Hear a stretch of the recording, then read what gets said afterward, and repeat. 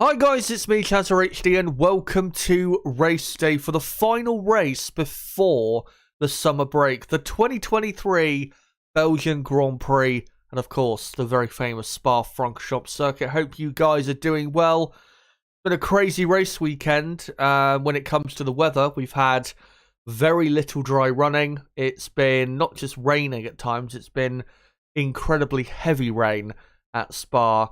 Of course, we know rain is a typical thing we see in this part of Europe and this part of the world, but considering it's, still technically July, it is incredible just how wet this weekend has been and how we've only had, 10 minutes of dry running, I think, or 15 minutes of dry running, something like that, in total for the entire weekend.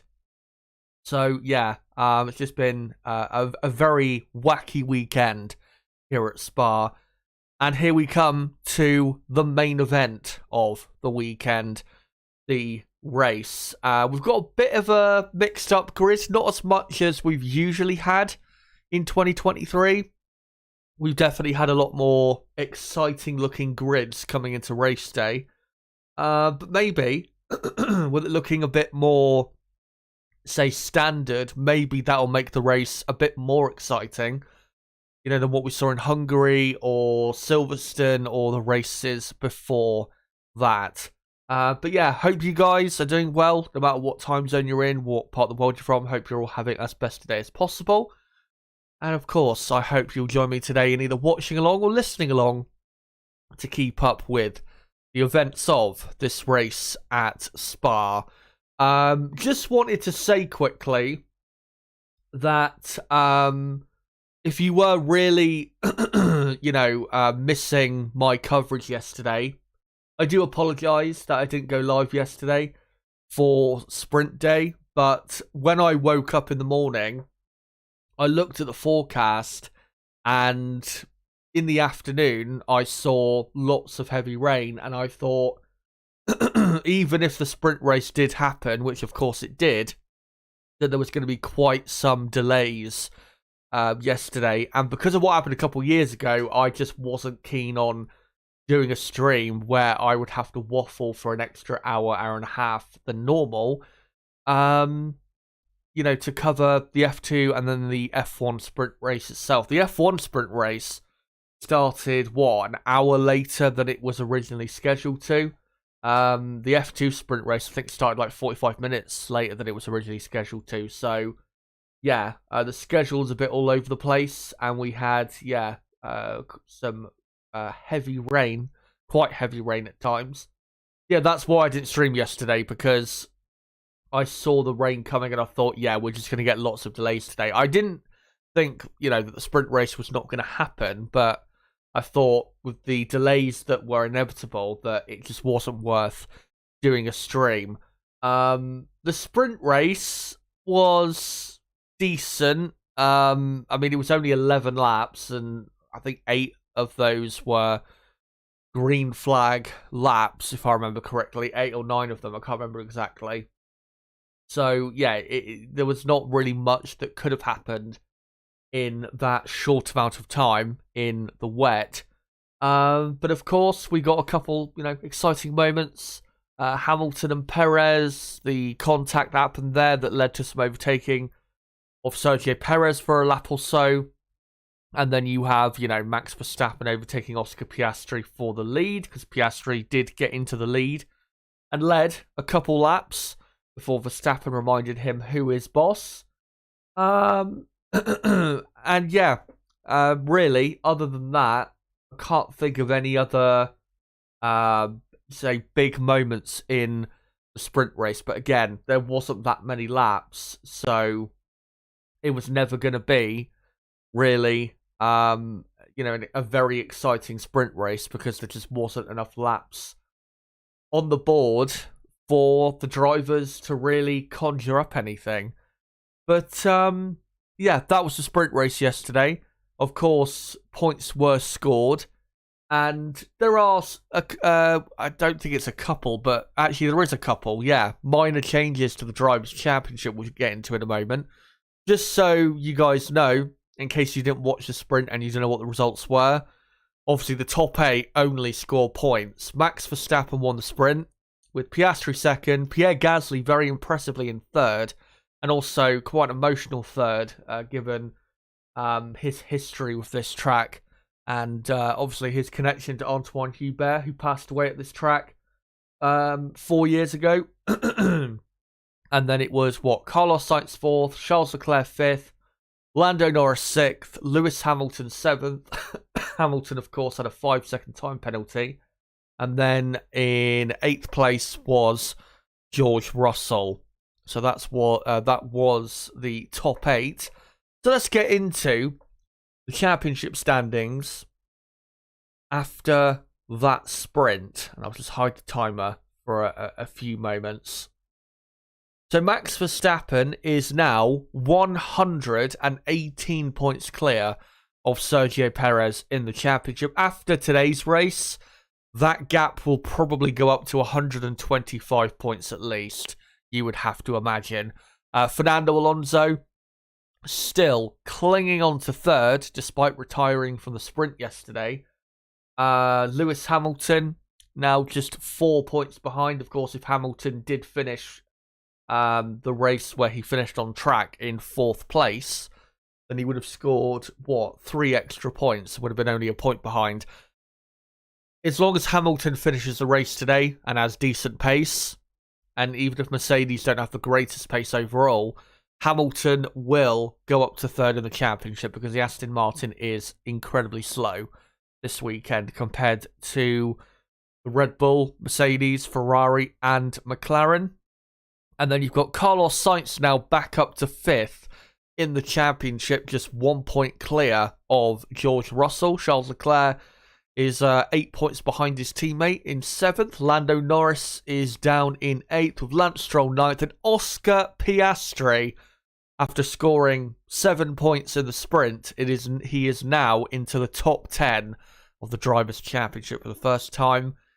I'm pretty sure this season and in his Formula 1 career, and he won't be leaving the top 10, of course, because the McLaren car incredibly quick, and Oscar having a very good debut season in Formula 1. So yeah, that is your top 10 going into the race today. And on the constructor side, Red Bull obviously over 200 points clear. I think it's 234 points exactly. Clear of Mercedes. Mercedes very nicely clear of Aston Martin now. What's the gap? 42 points, I think it is, overall.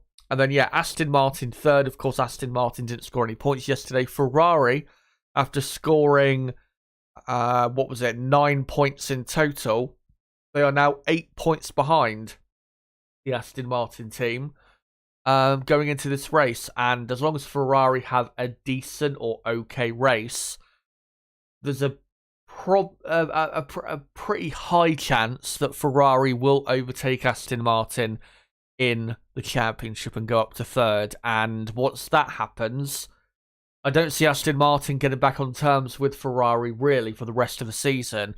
McLaren in 5th, almost on 100 points, and they are now 87 points behind Aston Martin. And how many points behind Ferrari? I think it's,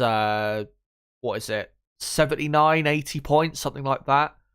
So if they can outscore both of those teams today, which will be hard, given McLaren don't have the best grid position, and Ferrari have both of their cars ahead of both McLarens on the grid.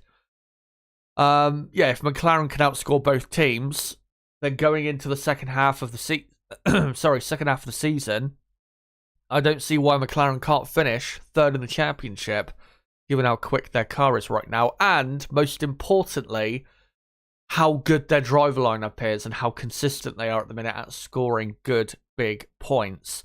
Alpine obviously scored 6 points yesterday, so that's why they're now on 53 points, and they pulled themselves very healthily clear of the teams behind them. Alpine are not under threat though from any teams behind them. They're now, 42 points clear of Williams and Haas, and Williams and Haas have no chance of catching that gap back up. Williams in P7, Haas in 8th, Alfa Romeo 9th, AlphaTauri 10th. The only driver from any of these teams, the bottom 4 teams that actually had a chance of scoring points yesterday, was Daniel Ricciardo, who I think on track finished in 9th place after starting the sprint from P11. It was a very good day yesterday for Daniel, and his pace was very impressive. Was able to hold off the Alpine, I believe, of Esteban Ocon. So, yeah, great performance from Ricciardo, considering, where AlphaTauri have been this season.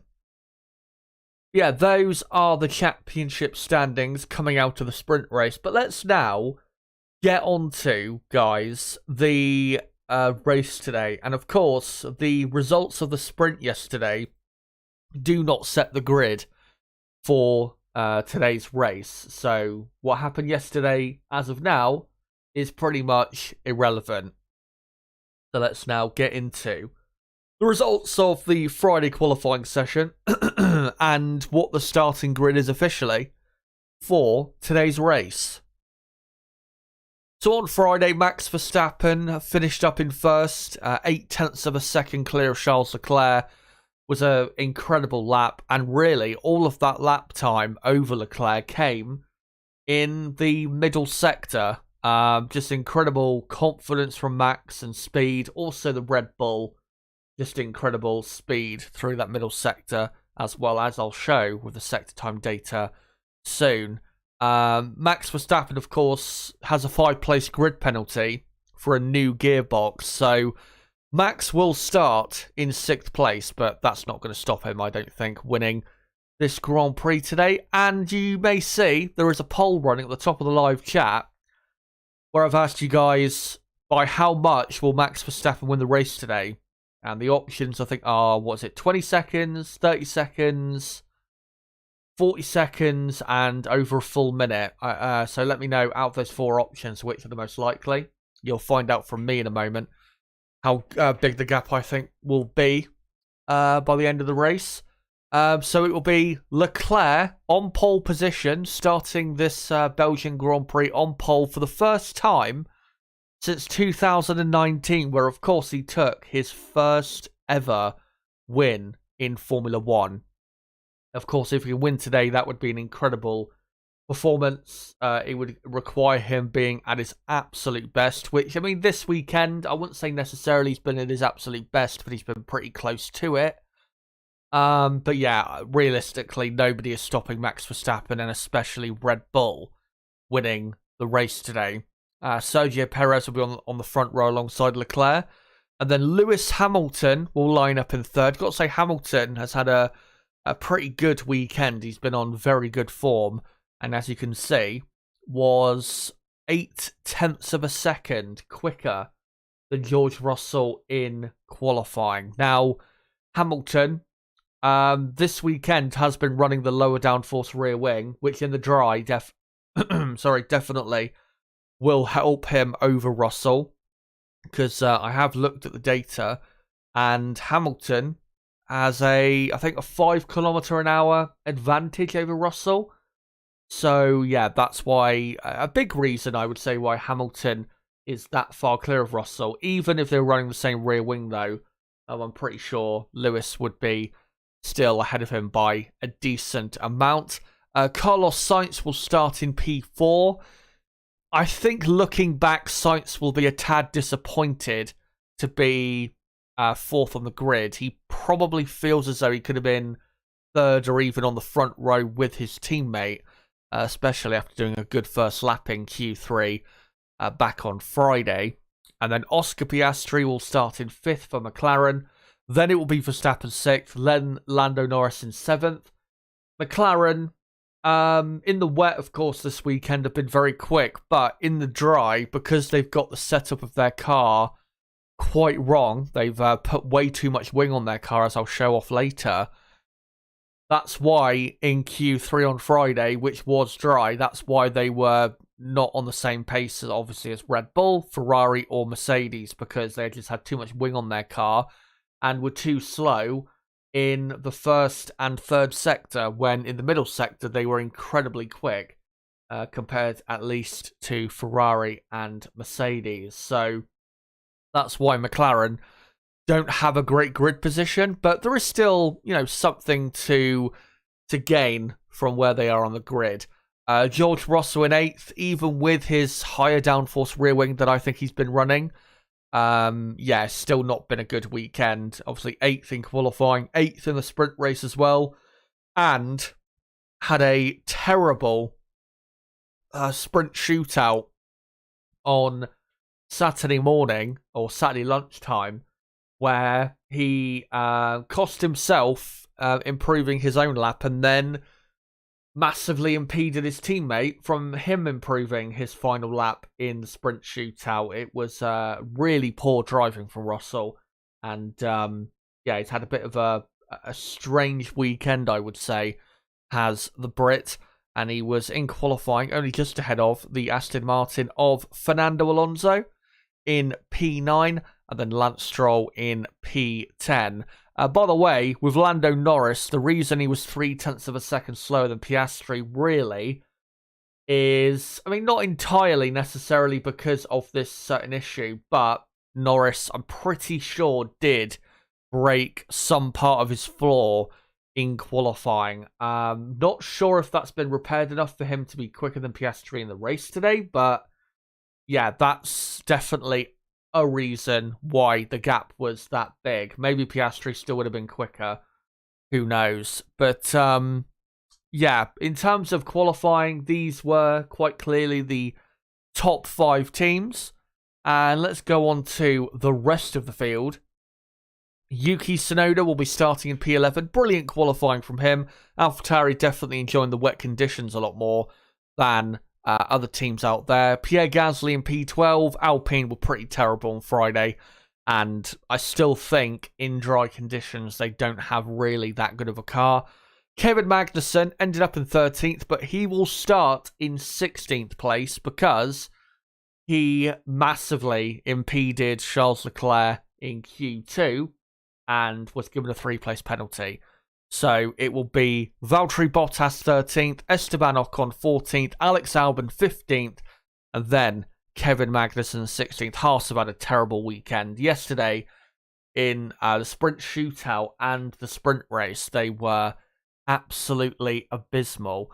Zhou Guanyu will be 17th, with Logan Sargent in 18th, Daniel Ricciardo 19th. Ricciardo, the reason he was 19th was because he had his best lap time in Q1 deleted for a track limit violation at the very top of Eau Rouge going into Radior. That's why Ricciardo starts 19th when he probably could have been starting at worst just behind his teammate in P12, given how good the AlphaTauri was in the wet on Friday and on Saturday as well. And then at the very back of the field, Nico Hülkenberg, who has had an abysmal weekend, but that's not necessarily because of himself. Haas have been pretty terrible as is. But that is, guys, your starting grid for today's Belgian Grand Prix at Spa. But before we get into my race prediction and other stuff like that, let me get into the sector time data from qualifying, just to show where certain teams were quicker than others, why they ended up where they did on the grid, and why certain teams are so much quicker this weekend than others. Now, with the first sector, and really with all the sectors, the bottom 5 teams, their data is a bit skewed because, of course, Alpine, AlphaTauri, Haas, Alfa Romeo, and Williams, they did their best laps in wet conditions, really, when the top 5 teams did their best laps in dry conditions at the very end of Q3. So please do remember that when it comes to all the sector times. But in Sector 1, Red Bull were the best team by almost half a tenth over the Aston Martin of Fernando Alonso. As you'll see with the speed trap data soon, Aston Martin have compromised their performance in, say, wet conditions and through the middle sector, try and have a much better top speed. And in terms of the data, it's working, but they're still not quick, and they're still nowhere near Red Bull, Mercedes, Ferrari, or McLaren. So yeah, it's not really working for them. Their car just simply isn't strong enough to be able to get into the fight, even with altering the setup of the car to make it a bit of a lower downforce setup. Leclerc nearly a tenth of a second down in the first sector. I will say I'm surprised by that. Ferrari being that, and I know it might seem not that much lap time to be giving up in a half a minute at this very long lap, but theoretically the Ferrari should have been pretty much on the same pace as the Red Bull in Sector 1. So, yeah, I would have expected a bit extra pace there. But as you'll see with the middle sector times in a moment, even if they were a bit quicker in this first sector, it wouldn't have mattered. Lewis Hamilton and Mercedes, they were fourth quickest. Their top speed, though, is very good. So, yeah, we'll get into that data soon. And you can see clear evidence that McLaren have set their car up incorrectly for dry conditions, because Lando Norris, the quickest McLaren driver, 0.4 of a second slower than the Red Bull in just the first sector alone. That's a big reason why McLaren were over a second, and Lando Norris, of course, a second and a half away from pole position. The Alpine then, the sixth best team, just about ahead of the AlphaTauri, then the Haas, then Alfa Romeo, and then Williams. But yeah, when it comes to the, who has really good top speed this weekend and who to look out for in regards to that, we'll get onto the top speeds in a moment, which will be better to look at rather than this just first sector times.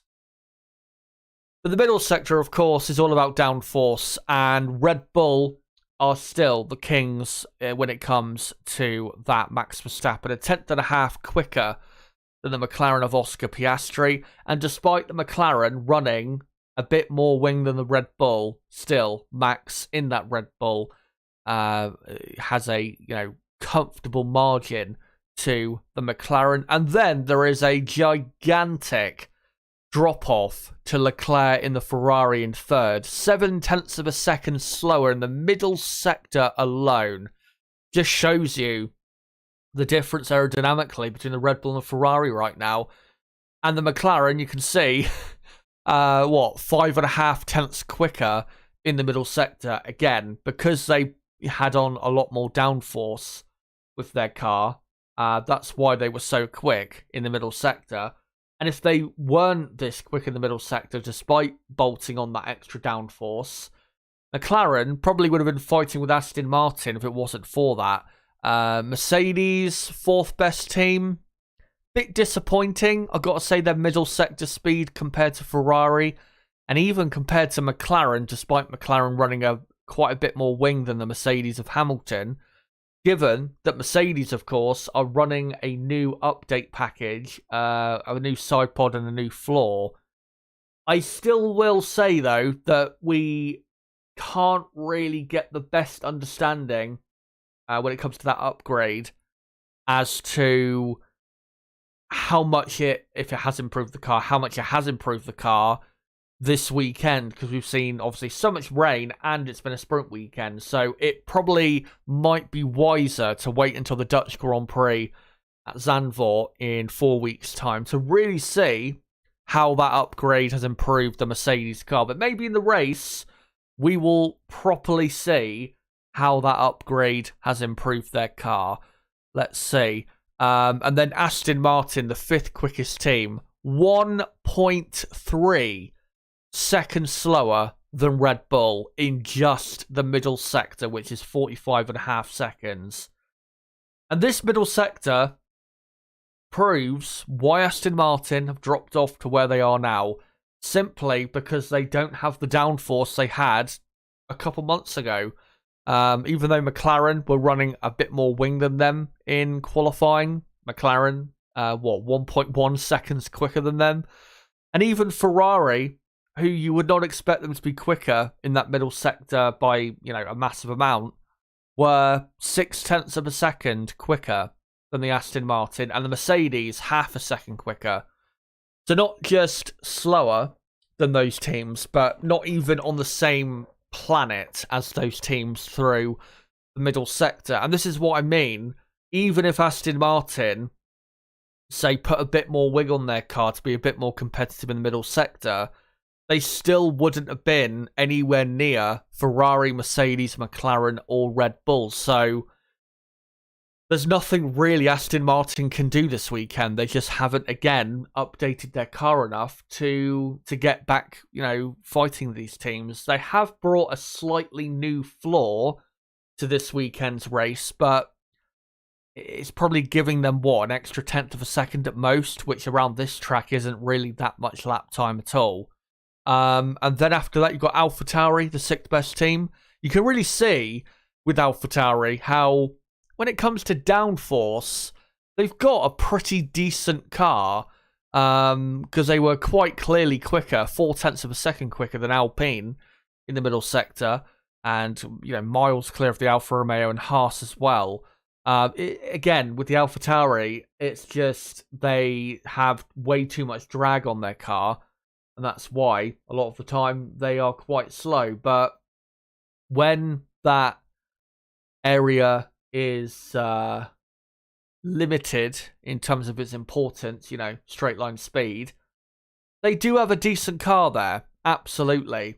And let's see whether maybe in the second half of the season at certain high aero tracks, whether they can show a bit more of that.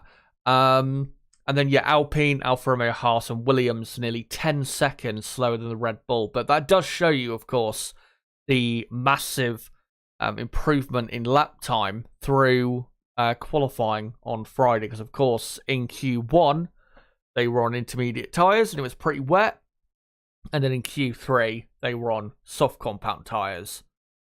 And then the final sector, which even for AlphaTauri, Alpine, Haas, and Alfa Romeo, they were pretty close to the top 5 teams, despite them running in wet conditions. The final sector, of course, is flat out except for the bus stop chicane. Very good final sector for the Mercedes. The Mercedes has been very quick in the final sector all weekend long. So if Hamilton is in a position to overtake, watch out for him in the final sector especially.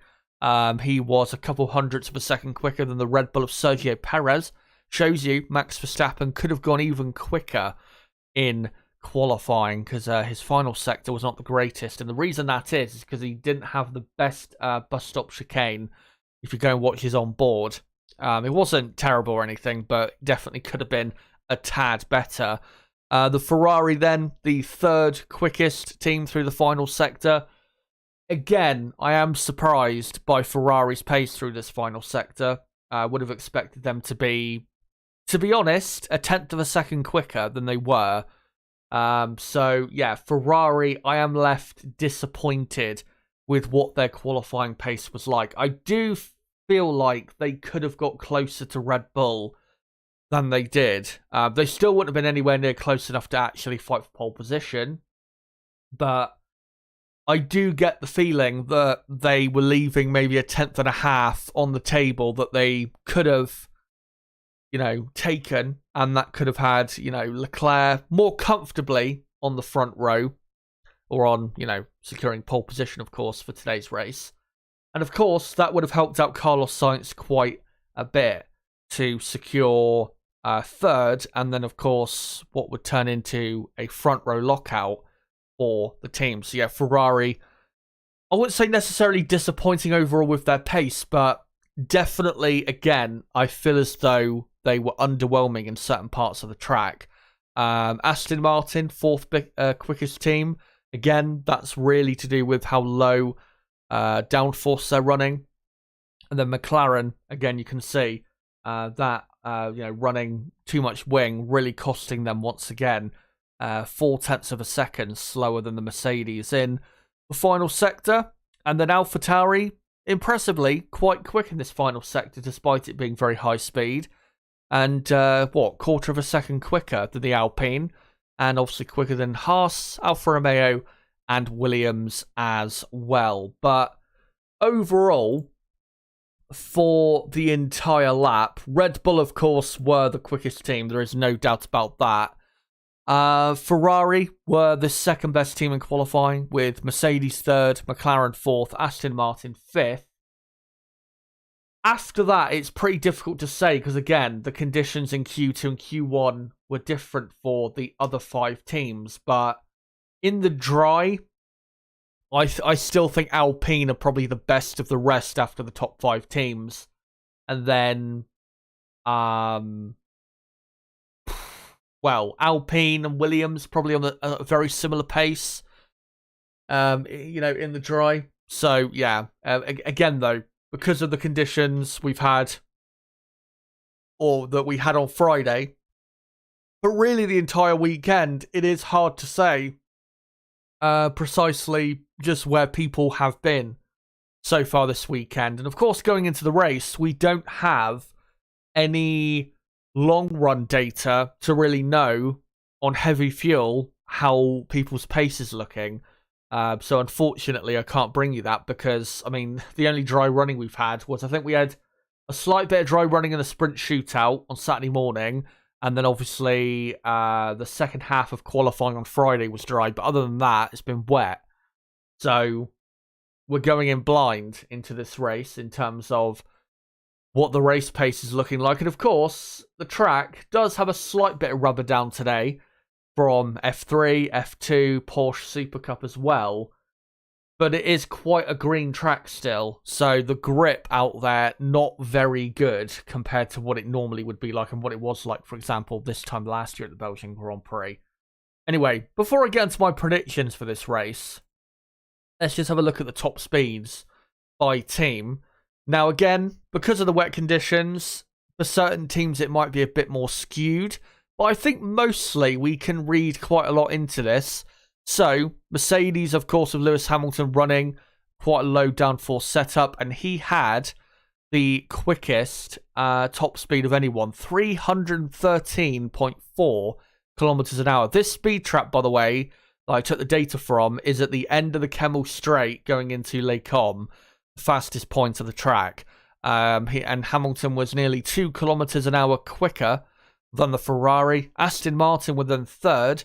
Again, you can see Aston Martin running that lower downforce setup to try and not give too much away in that area, but, not really doing anything for their performance. Alpine also running, it appears, a bit of a lower downforce. Red Bull, smack bang in the middle of the pack. My suspicion when it comes to, if we go back to it, this middle sector speed from the Red Bull, the incredible speed from the Red Bull, my suspicion is not only was it brilliant driving from Max Verstappen, but the reason Red Bull was so far clear of Ferrari and Mercedes is because Red Bull, because they have such a quick car, they have the luxury of running a bit more downforce on their car. One, to protect their tyres for the race today and really throughout the weekend. But secondly, because they know, even with running a tad more downforce than, say, they would do on other weekends here at Spa, they can get away with not being maybe as quick in Sector 1 and Sector 3 as they could be if they ran as lower downforce setup as Mercedes or Aston Martin. So yeah, that's I think that's probably why they were so astronomically clear. Ferrari and Mercedes is a bit to do with just running a bit more downforce.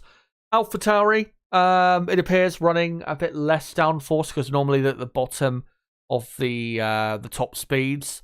Haas quite far down as well. Williams as well.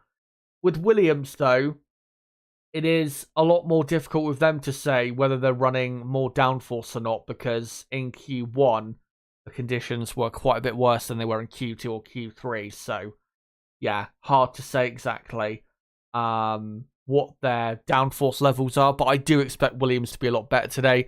And you can see with McLaren, them running quite a bit more wing, how much it's cost them.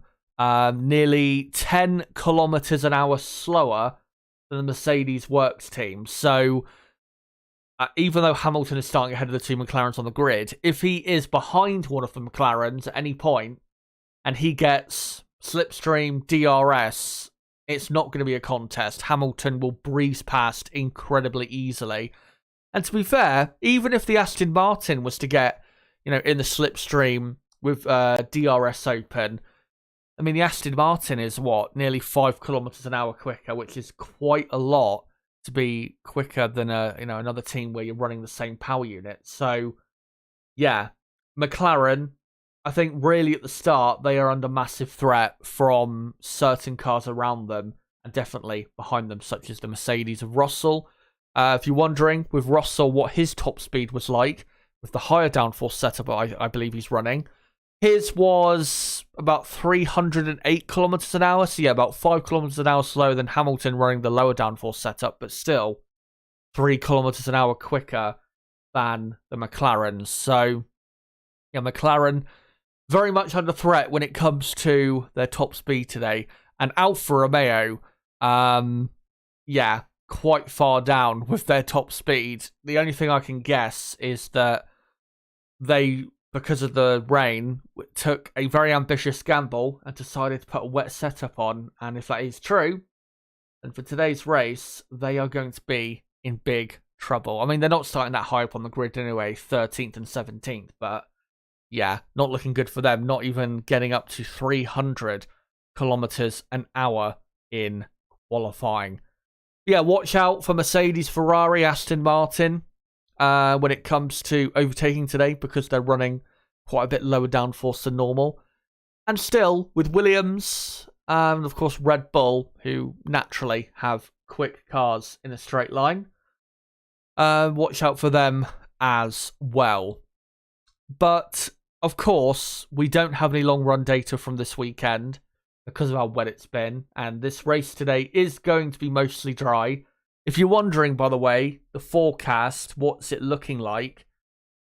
Let me just have a quick look to check once again, because, of course, it's an ever-changing situation. But the last time I looked, the chance of rain... right, so... There are some showers in the area of Spa, and the chance of rain does go up to about 65% when lights out comes. But after that, as the race goes on, the chance of rain drops quite a bit, down to 40%, and then eventually 30% by time the race should be done. So... most likely, we will get, if we do get rain in the next, say, 3 hours or so, it will most likely be either, I don't know, half an hour before the start or even right at the start of the race. And then once that shower passes, it should be dry for the rest of the race. But if that shower misses the track, it should be a bone-dry Grand Prix here at Spa. And let me get into my final race prediction for the race today. And this prediction I've done based on if it is a dry Belgian Grand Prix. So in my view, Max Verstappen will win the race comfortably from 6th on the grid by half a minute from his teammate Sergio Perez. Lewis Hamilton will finish in 3rd because Mercedes are looking good. And I think we'll have the 2nd quickest car in the race today. And then Charles Leclerc will finish in 4th, with Russell 5th, Piastri 6th, Norris 7th, Sainz in 8th, Alonso 9th, and Lance Stroll in P10. Really, I think the fight to look out for today that's going to make us excited, if anything, let's hope we do get a good race, of course, will be the fight between Mercedes, Ferrari, McLaren. For, 3rd, 4th, 5th, 6th, 7th, 8th. That's really what is going to be the most exciting part of the day today. And maybe a couple fights outside of the top 10, but that's really what we're going to be looking out for. Because Red Bull, their pace is too good. They're going to win the race quite comfortably today. And I would be very surprised if they did not secure a 1-2 finish today at Spa. Of course, though, Red Bull have not had a 1-2 in a race, or in the Sunday race in 2023, since Miami, I'm pretty sure it is. So, yeah, it's been a while since they had a 1-2, but I'm pretty sure they'll get it secured today. So, yeah, that's my final race prediction. Let me know, guys, whether you agree or disagree. And, of course, soon we'll get on to the teams, and I'll get into a bit more depth as to why I've gone for the predictions that I have. Let me get the timer back on screen.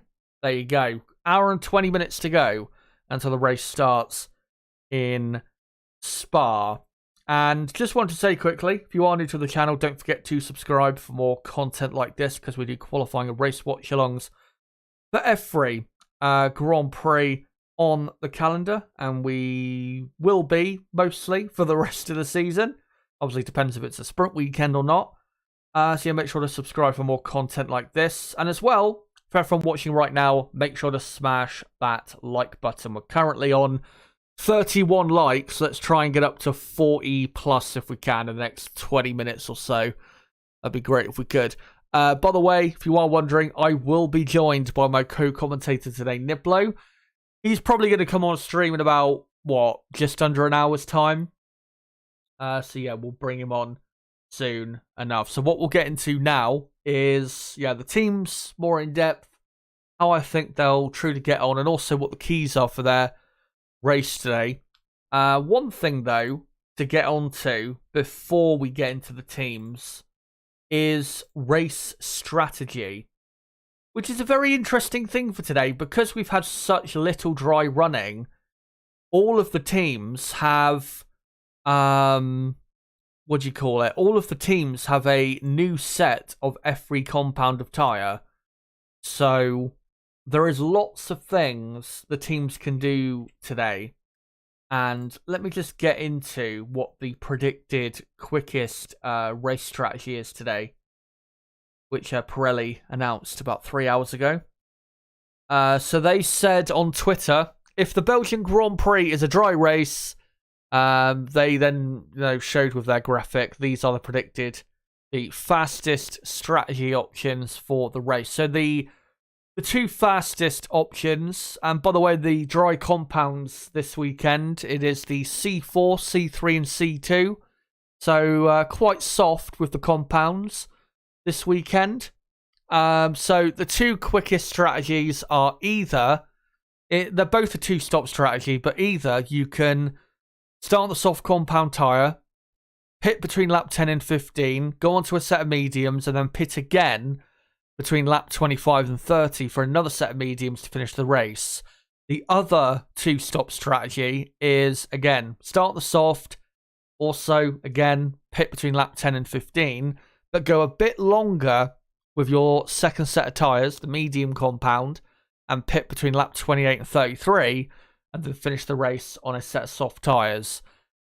So I would imagine, simulation-wise, the difference between those two those two strategies is quite close. So we will see who decides to go for what. Given that the track temperature is not very warm and hasn't been, of course, this weekend, I would imagine we will see soft compound tyres either to start with or at some point during the race, because not like with the temperature out there, the tyres are going to get absolutely destroyed. And as we've seen, since Pirelli brought a new, or they updated these tyres and made them a bit stronger and able to cope with the immense load that the cars were putting them through, these tyres, since Silverstone, have been quite a bit more durable than expected. Meaning that soft compound tyres and using those soft compound tyres is a lot more, a lot more of a thing that you actually can do. Right, so let me just find quickly to confirm who has what sets of what tyres. So yeah, everyone has a new set of each compound. What is it? Red Bull, Mercedes, and Ferrari have one new set of hard tyres. I'd be surprised if we saw the hard tyres today. All those teams have 4 new sets of the mediums, though, and 2 new sets each of the soft compound tyre. McLaren have 2 new sets of softs, but 1 less set of mediums. I'm not sure, really, though, that's going to make a massive difference. Aston Martin have 3 new sets of softs, 3 new sets of mediums. Lance has one less set of mediums, and that's the reason why that is because he used a set in the sprint shootout and then crashed. Yeah, everyone has a new set of every compound, so there is a lot you can do with your strategy today. Of course, a one-stop strategy is possible. but is slower than the other strategies that you can do. And given how easy it is to overtake here, especially with DRS down that Kemmel Straight, staying out longer is not really going to help your performance, because one big benefit of doing a one-stop strategy or stopping less times than others or running longer into the race is the inability of cars behind to actually overtake. Maybe for Williams they could try that because of their incredible straight line speed, but for most teams they probably won't be able to do that because, again, with teams behind them on fresher tyres, softer tyres potentially, it'll just be too quick for them to contend with, and they'll just get overtaken pretty easily. And of course, on fresh tyres, you can gain a lot of time around here, especially through the middle sector. So, yeah, most likely it will be a two-stop strategy today if it is a dry race. And of course, another factor to think about is the track is quite green, meaning that the tyres will wear out quite a bit more than they would do normally if the track was, a bit more rubbered in. So, yeah, it's going to be an interesting race when it comes to tyre strategy, which is at least good to see. And let's hope that will give us an interesting, well, a lot more of an interesting and a lot more of an exciting race than what we got in Hungary just a week ago. But let's get into the teams with an hour and 13 minutes to go until the race gets going.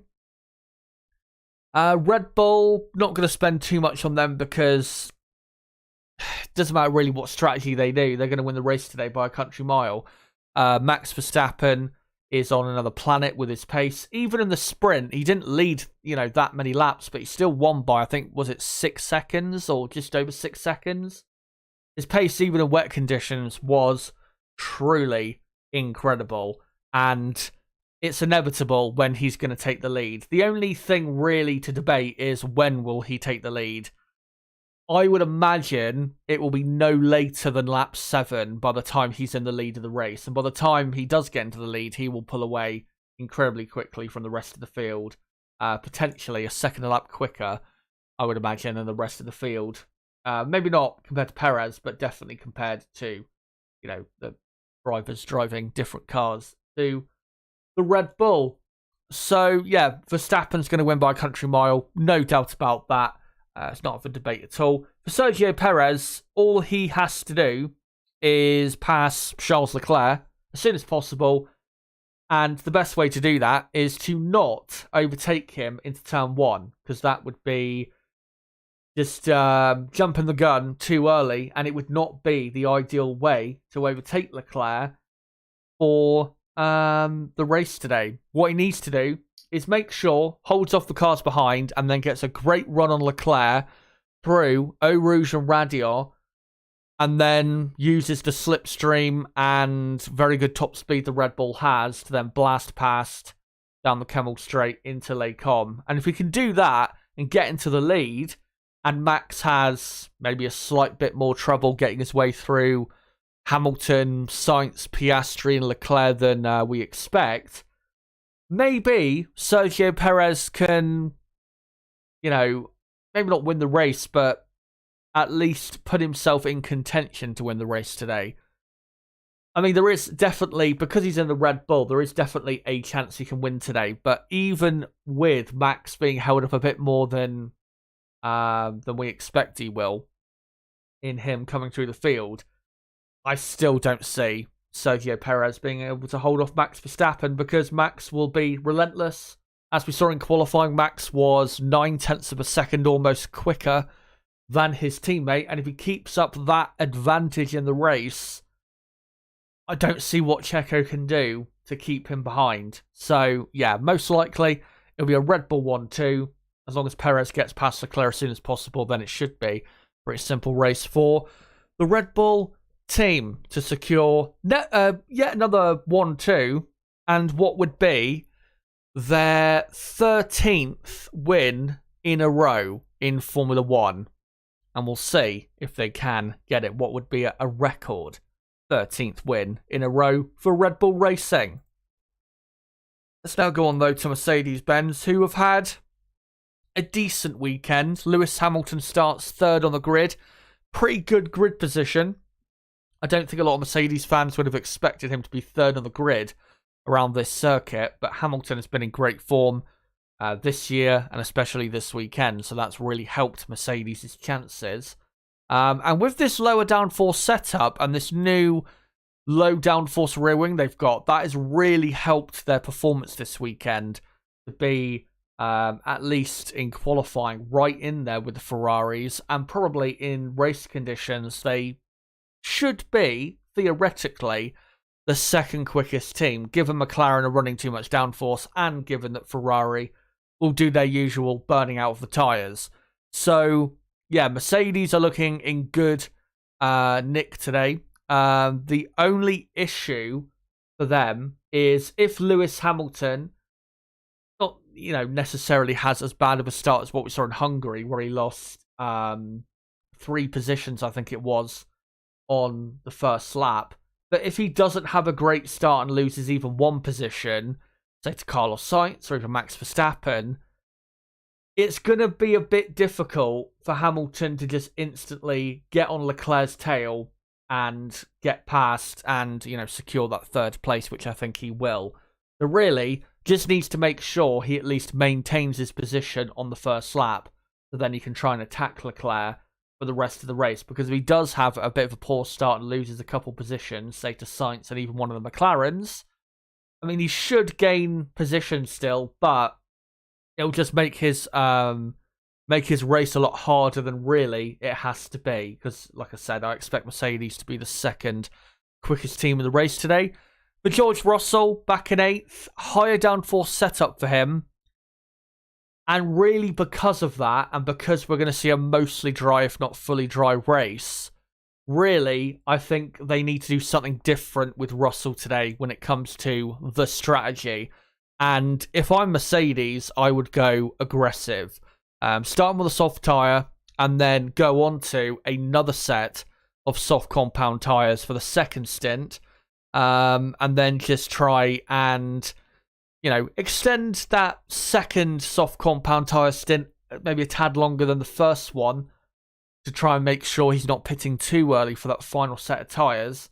And then obviously finish off on the mediums. But really, if he's going to get a good result today, I think that's really what Mercedes need to do. Because if he goes for the long game, with the setup he's got on, I just don't see it working. Because anyone with, fresh tyres behind him, who has good straight line speed, a lot better straight line speed compared to Russell, will just easily overtake. And Russell won't be able to really gain from running, longer into the race. So yeah, in my view, I'd go a bit aggressive with Russell and say pit him around lap 10 for the first time. Then, again, go on to another set of soft tyres and then pit him, say, lap 22, lap 23, and then put him on a set of mediums to finish the race. And, of course, he would then be doing a more so of an undercut type strategy to try and fight his way up the field.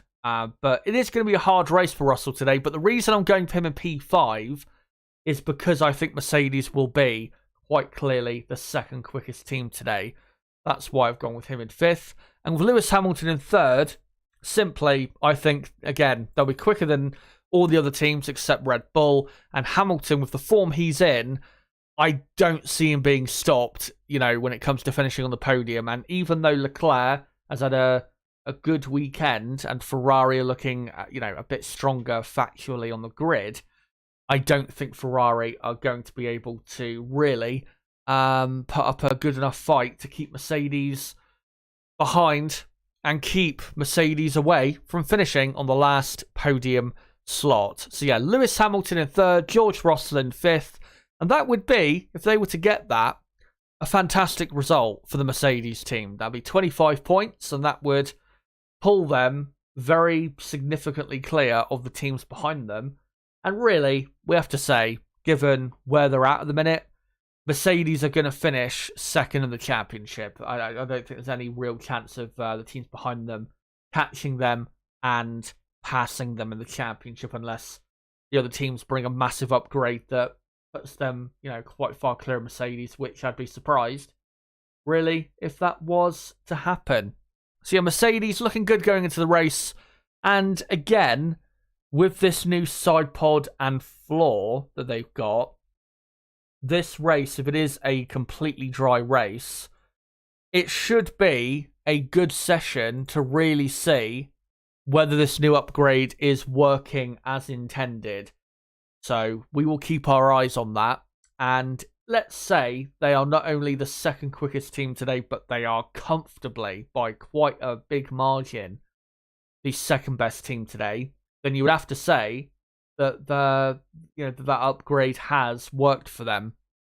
So we'll see how they get on with that, and we'll see that also this low downforce setup on Hamilton, truly what they can do.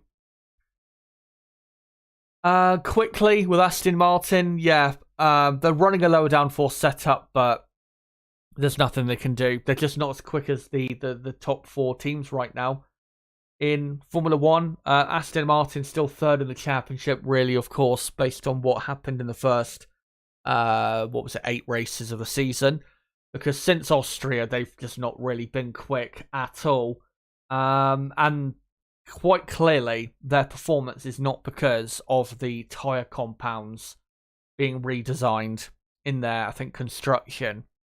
Got nothing really to do with that. It's because they just simply don't have the downforce anymore compared to the other teams. And they have truly been left behind. They brought an upgrade this weekend, but it was very minor. And to be honest, even if it is, supposed to improve their lap time by a tenth or so, this track is not necessarily the best track for that to really show itself. So, yeah, they were never really going to be massively quick this weekend. Aston Martin, 9th and 10th on the grid, which, to be honest, compared to what my prediction was going into the weekend, is pretty good, because I thought they would struggle a lot to get both cars into Q3. Well done for them getting the 5th row of the grid, but them finishing any higher than 9th is completely dependent on if any of the top 4 teams ahead of them have any issues with their car or, crash out of the race for whatever reason. Because there is absolutely no chance that Aston Martin will beat any of them on pure pace. There's just no way at all.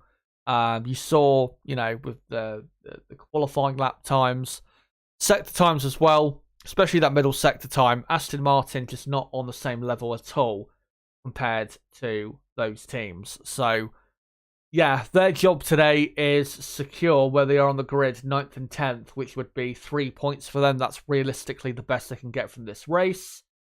And then they need to try and hope that Ferrari do not outscore them by enough today to overtake them in the championship. But my prediction with Ferrari, I think, was 4th and 8th, which would be 16 points. And with Aston Martin, in my view, scoring 3 points, that would be enough for Ferrari to go up to 3rd and go 5 points clear of Aston Martin. So, yeah, Ferrari should get the job done as long as they don't go full Ferrari, which we know is not too far around the corner for that particular team. But yeah, Aston Martin, once again, they are nowhere with their speed. And unless they bring a big upgrade, right after the summer break finishes, when we come back for the Dutch Grand Prix at Zandvoort on the last weekend of August, I don't really see where they go. The next Grand Prix on the calendar, I think they will be a lot quicker. I think Zandvoort will actually suit their car. I think it will suit their car quite a bit more than the last 3-4 tracks we've been to, but probably not enough for them to be, fighting for a podium or anything like that. So yeah, not great at all for the green mean machine. For Ferrari, yeah, qualifying, the result was good, and obviously, Leclerc starting on pole and Carlos Sainz starting in 4th place. That is that's a good grid position, but their pace wasn't that impressive, really. I was expecting definitely a bit more pace from them in qualifying. And I think, again, when you look at the first and third sector times, there was more lap time there to be found by the Ferrari team that they just didn't find. And I think there's definitely was a missed opportunity for today for them to actually secure a front row lockout, which would give them obviously a much better chance of winning the race today, even though the chances of winning the race are very close to zero. So, yeah, it's not been a great weekend for them. And obviously in the sprint yesterday, 4th and 5th, I mean, it was a decent amount of points, but it was nothing really that special for this team. It's going to be an interesting race with Ferrari today. They should be not necessarily quicker than McLaren over the course of the Grand Prix, but given their top speed advantage and that they have an advantage when it comes to track position, obviously at the start of the race, Ferrari 1st and 4th, and McLaren 5th and 7th, and also Mercedes 3rd and 8th on the grid. That does help Ferrari quite a bit in trying to secure their first podium since the Austrian Grand Prix, which was about a month ago on the calendar. So, yeah, it's not all doom and gloom necessarily. It's not a case of the inevitable with Ferrari that they're absolutely for sure going to drop back through the field and not be able to finish on the podium. If it is indeed a two-stop strategy and the soft tyres are used quite a bit today, I think that does give Ferrari still a decent chance at finishing on the podium. All depends, though, on what strategy they do. For Leclerc, I would go for an aggressive strategy. I would protect him by trying to pit him sooner rather than later and try and pit him definitely around lap 10, 11-ish. And maybe not go for, another set of soft tyres for the second stint, but then probably go for a set of soft tyres to finish the race just to make sure he's, super quick at the end of this Grand Prix. And I do feel as though Ferrari, if they are aggressive on strategy, that they can get a better result today than I'm expecting. But we saw back in Hungary, and we've seen this season, Ferrari's race pace is still a massive issue. It's a fundamental issue with their car, the chassis of their car, and the fundamental build of their car. It's why they can't look after their tyres as well. And it's why they just lack the pace that normally. Of course, they have a lot of time in qualifying. So, yeah, Ferrari will be, it's going to be a difficult race for them. If they can, though, finish on the podium, that would be fantastic for them. If they can do that. Other than strategy, possibly securing them a podium, because with Leclerc at least, compared to Lewis Hamilton, they do have the advantage of track position.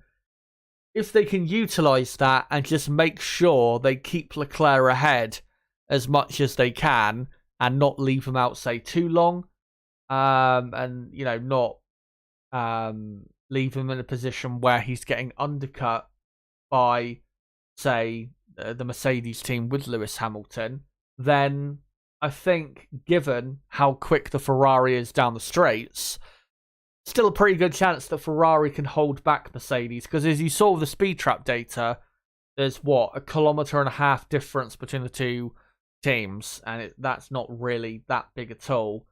So, yeah, with Ferrari, there's a decent chance of a good result today, but realistically, 4th and 8th is what I'm going for. The reason with Carlos Sainz, by the way, I'm going with 8th is because we have seen a lot of times this season him being, the person who suffers the most from Ferrari having a real lack of race pace, and Sainz has not had necessarily the greatest weekend so far. I know was ahead of Leclerc in the sprint yesterday, but yeah, still hasn't had the greatest weekend. Not as impressive a weekend here at Spa as he had last year, where, of course, he outqualified his teammate and was legitimately quicker. So, yeah, that's why I'm going Sainz down in 8th. And because of that lack of race pace, that's why I think the McLarens will actually beat him to 6th and 7th, because I think Sainz will struggle on his tyres quite a bit. And if tyre wear is quite heavy, McLaren, despite running probably the wrong setup for this race today, them running a bit more wing will definitely help with managing their tyres and might be able to see McLaren maybe still do a 2-stop strategy, but go a bit longer into the race with at least their first stint before they make their pit stops and have then fresher tyres for the rest of the race. And to be honest, for McLaren on strategy, I think that's probably their best option to go for if they're going to get anything meaningful compared to what they've got out the last 2 weekends before this weekend out of this Grand Prix. Because if they do the same strategy really as Mercedes and to a degree Ferrari, they're not really going to end up moving up on the grid from where they are. So, yeah, if I'm McLaren, I would go for a 2-stop strategy. I would just pit a bit later than the other teams. Say if Mercedes, Ferrari pit around lap 10. If McLaren can try and, pit, say, lap 15, 16, even lap 17, 18, that would be pretty good. And then they can then do a second stint, a short stint on another set of soft tyres, and then finish up with a shorter stint on the mediums compared to a lot of other teams. And that would give them probably a better chance of securing a top 5 finish today, which would be, I think, a pretty good result for them. Given, again, their car setup being just incorrect for this track, especially in the dry. That's why they ended up 6th and 7th in qualifying. Oscar Piastri, by the way, what a weekend he's had. I know Lando Norris has not had, the floor of his car was certainly damaged to a certain extent in qualifying, but at the end of the day, Lando Norris damaged that floor. So there's only one person to blame for that. Oscar's had a great weekend. In the sprint yesterday was absolutely fantastic. Was so close to taking pole position for the sprint as well. I think, was it 0.011 of a second away from Max Verstappen. So, yeah, Oscar having a brilliant weekend and showing why he is such a special talent. And in my view, the most exciting talent and best talent we've had come onto the grid since we had, Russell and Norris come onto the grid in 2019. So, yeah, Oscar looking great. McLaren, 5th and 7th on the grid. Considering their setup woes, that's still a pretty good grid position, and there is still definitely things to fight for today. The chances of them climbing positions is not, I would say very low. But given their setup, most likely 20 to 30% chance at most of them being able to climb any higher than, say, 6th and 7th. The reason I think they finished 6th and 7th, by the way, is because, Mercedes will be faster than them, and George Russell has a bit of a better top speed with his car than the McLaren does. So that's why I think Russell will overtake both McLarens on track. And when it comes to Leclerc, if Leclerc is, finishing just ahead of the McLarens, a big reason why McLaren won't be able to overtake is because, of course, McLaren will not have the top speed to get the job done into Les Combes or, of course, into the bus stop chicane either. The only thing they can bank on, really, is being so quick in the middle sector that they can stick close to those teams. Then in Sector 1 and Sector 3, of course. But, right, we've got another 50 minutes to go. Not too long until the race gets underway. Of course, I'll bring Nib on in 20-25 minutes.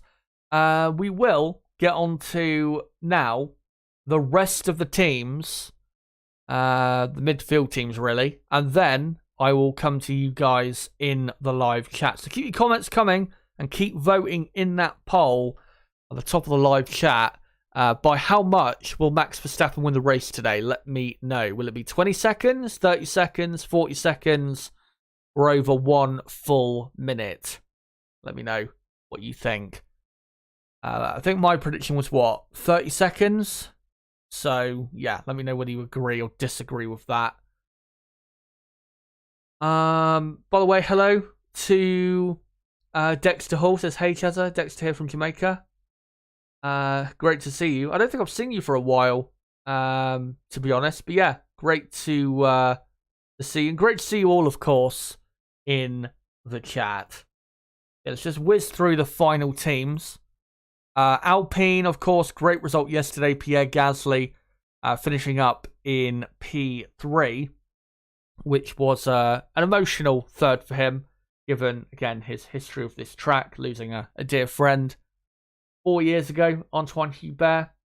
So yeah, it was fantastic for Gasly to get in the top 3 and score 6 points for Alpine, which is quite a lot of points for them to score, given where they are right now in Formula 1.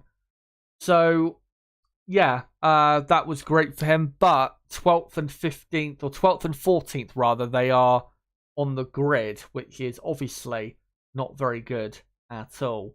So yeah, given that the top 5 teams seem to be pretty comfortable in those positions, I just don't really see Alpine getting a point today. The only thing I can see is maybe if Alpine have a really good start with Gasly from P12 and they can say get up to a 10th place, maybe then he can hang on for that final point if he's got the pace to at least match, say, Lance Stroll or one of the Aston Martins. And if he can, then, that's great. But realistically, Alpine don't have the pace in the dry to be scoring points today. And they're going to be hoping, really, for retirements from any cars in the top 10. As 12th and 14th, of course, abysmal for them, given what they were like, obviously, a couple months ago in the season. And, of course, after today, their team principal and sporting director, which is Otmar Safnauer and Alan Permain, respectively, will be leaving the team. So, yeah. Let's hope Alpine can, I guess, send them off in some sort of style. Apparently 2 minutes ago, Sky Germany have said, actually, to do with Safnauer, that Otmar told them that we will see him again in F1, which to me sounds like he's already secured something for maybe next year. And actually, one thing with Alpine I want to get into quickly is the comments of Alain Prost. Because Alain Prost was asked about what he thought of Laurent Rossi, who, of course, was let go by Alpine and was the CEO of the team for, what was it, like a year and a half or so? And then Alain Prost, I think, didn't he leave Alpine sometime last year? I just wanted to read out his comments,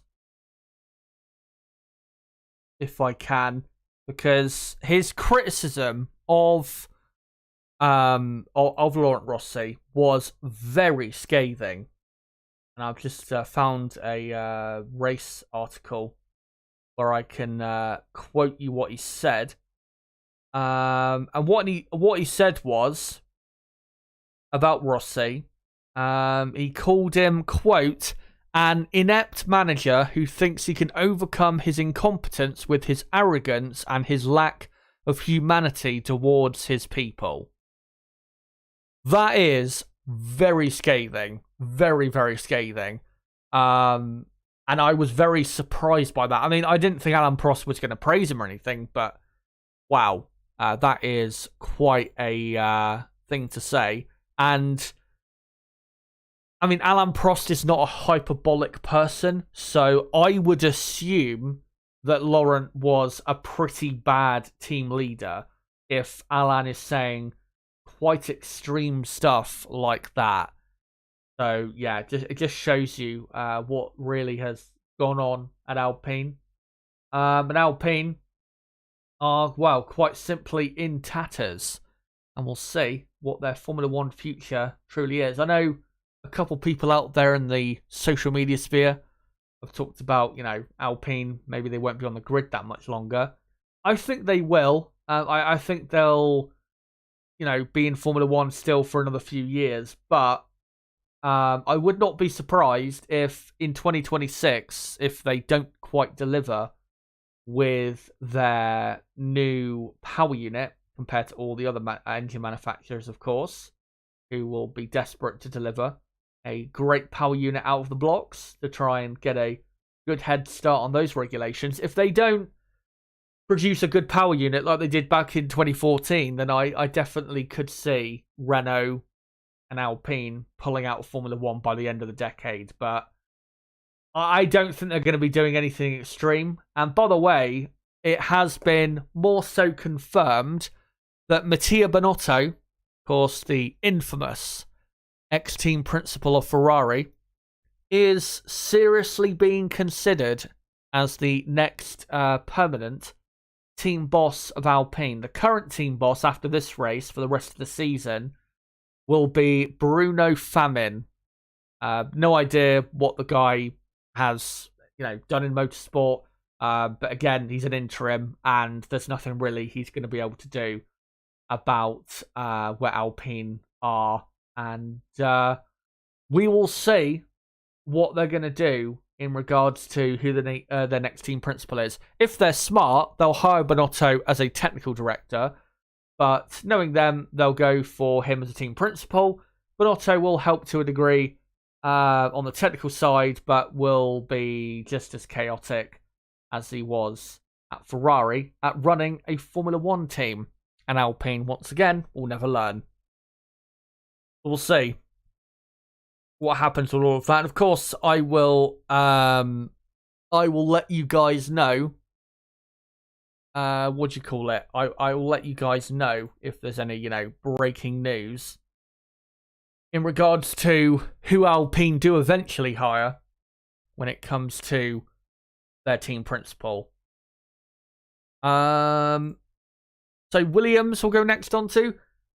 It is a shame with Williams that it's been so wet this weekend, because I do think still in the dry that if we had, say, a dry weekend, I think Williams would be looking pretty good on the grid for this race. But because of the way the weekend's been, they've been compromised.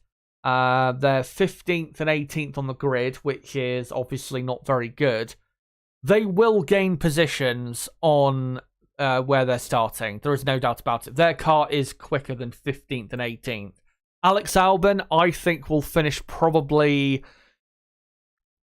11th or 12th. If he has a really good start, though, and Williams can employ a really good strategy for him as well, maybe he can nick a point, which would be fantastic for Williams, because that's really what the expectation was coming into the weekend. But because of where he's starting on the grid, I just don't think realistically that is possible, unless he has just an amazing start and the Williams is in the dry, this unbelievably quick car. We will see in the race starting in 40 minutes time. But yeah, Albon, obviously watch out for him. He had a great race here last year. He's always been pretty quick here at Spa, has Albon. And yeah, I think he'll be one of the cars to look out for outside of the top 10. So watch out for him. And of course, Williams. For Haas F1, they've had a terrible weekend. They're 16th and 20th on the grid. They've got no pace. And yeah, they've got no chance of finishing in the points. Alfa Romeo, obviously they've got this different livery. The Kick livery. If you don't know what Kick is, it's a new streaming platform. And of course, they're sponsored by them. So that's why they've got all of this green on the car. To be honest, I don't think it really makes the car look that good. And, well, they're definitely not very quick, no matter how they look. So, yeah, Alfa Romeo, I mean, we saw with the data earlier, their top speed is very bad compared to the other teams. I do believe they've tried to put more so of a wet setup on this car. And if that is true, they have absolutely no chance of finishing in the points.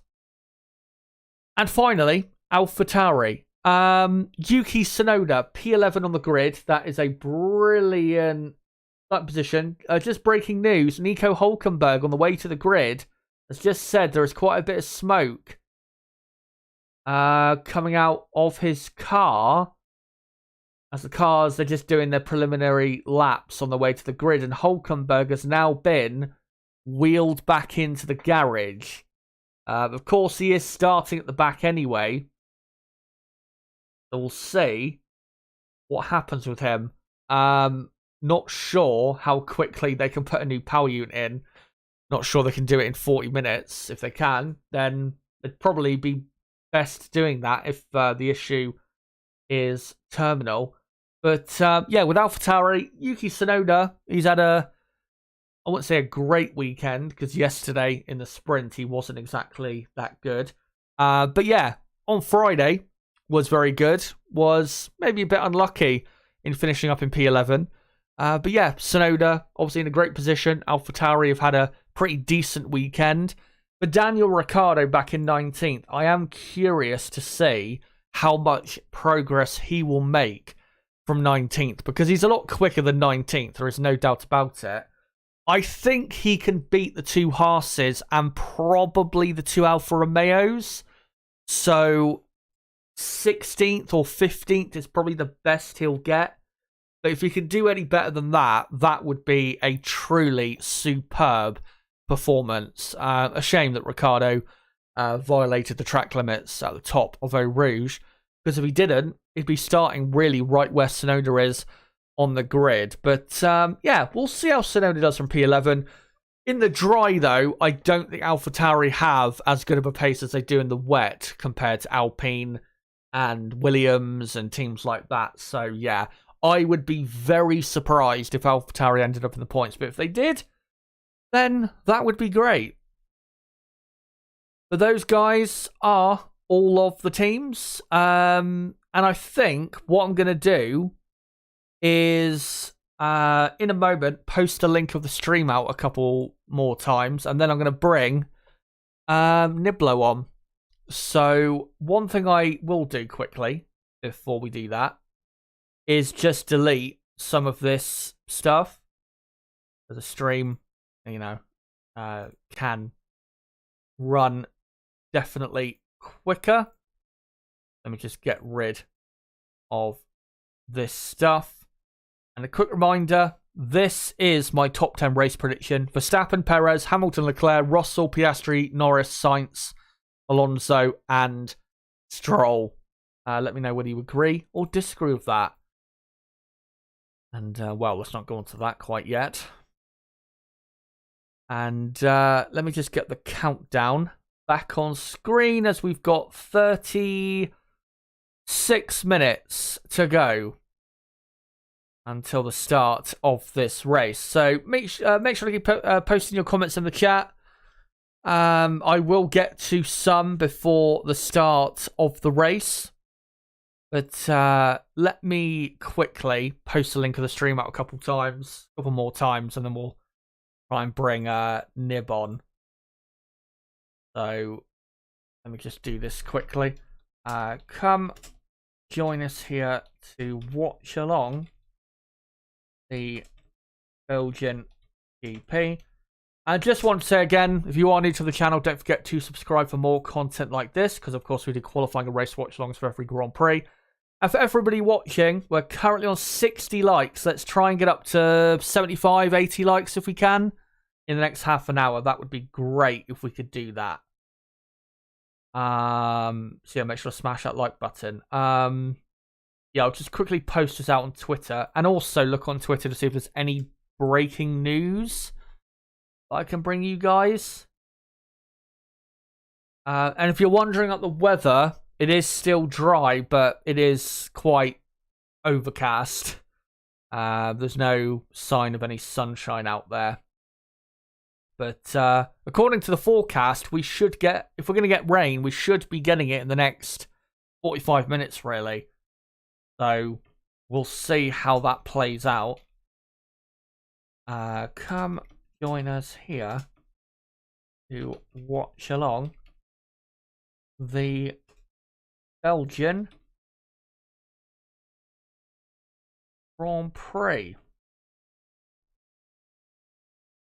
And I'll just do a couple hashtags and then get ready bringing Nib on. There you go. And let me just look on Twitter to see if there's any news quickly. In regards to maybe Hulkenberg. Let's have a look. And oh right, so and this was actually an hour ago from Chris Medland. Nico Hulkenberg, before he went out on track, has already taken on a new power unit and gearbox. So he's starting from the pit lane anyway, but still has whatever that issue is. So that is really not good. Really poor for the Haas team. It is something that can happen, though, putting in a new power unit or whatever, and, you know, having an issue with it. Sometimes, for some reason, leaving in the old one can actually be more reliable than the, you know, putting in a new one. It's just weird how it works at times. Anyway, I'll just get ready to bring Nib on as they're about to do the grid walk on Sky F1, and it is still dry. Can't see at the minute any proper threatening clouds, though. So we will see. But if we get to, say, lap 5 or so, and we still haven't seen any rain, then I would say that the chance of rain that we could get has probably passed. Because, really, the rain that has been forecast to possibly hit the track really is, you know, the chances of it hitting the track is most likely in the next half an hour. Maybe 45 minutes at most. So, yeah. I'll, of course, let you know what happens with the weather. It's been, I have to say, it's really funny. Because, you know, it's end of July. You'd expect it to be quite hot, humid in Europe. Especially with how hot things have been in Europe, you know, so far this year. And as of late. But Spa, so typically Spa, it's been raining so much this weekend and this week, really. Yeah, it's quite incredible. It's it feels like, you know, when you watch the action this weekend, if you told me it was the middle of October, I'd believe you. It's been that wet and that miserable. And actually, I looked at the forecast for Spa. Today should be dry. Tomorrow at Spa, it is incredibly heavy rain. Just to show you what the weather is like in that area at the minute. It's just quite incredible how bad it is. Anyway, let me just get Discord up and bring him on.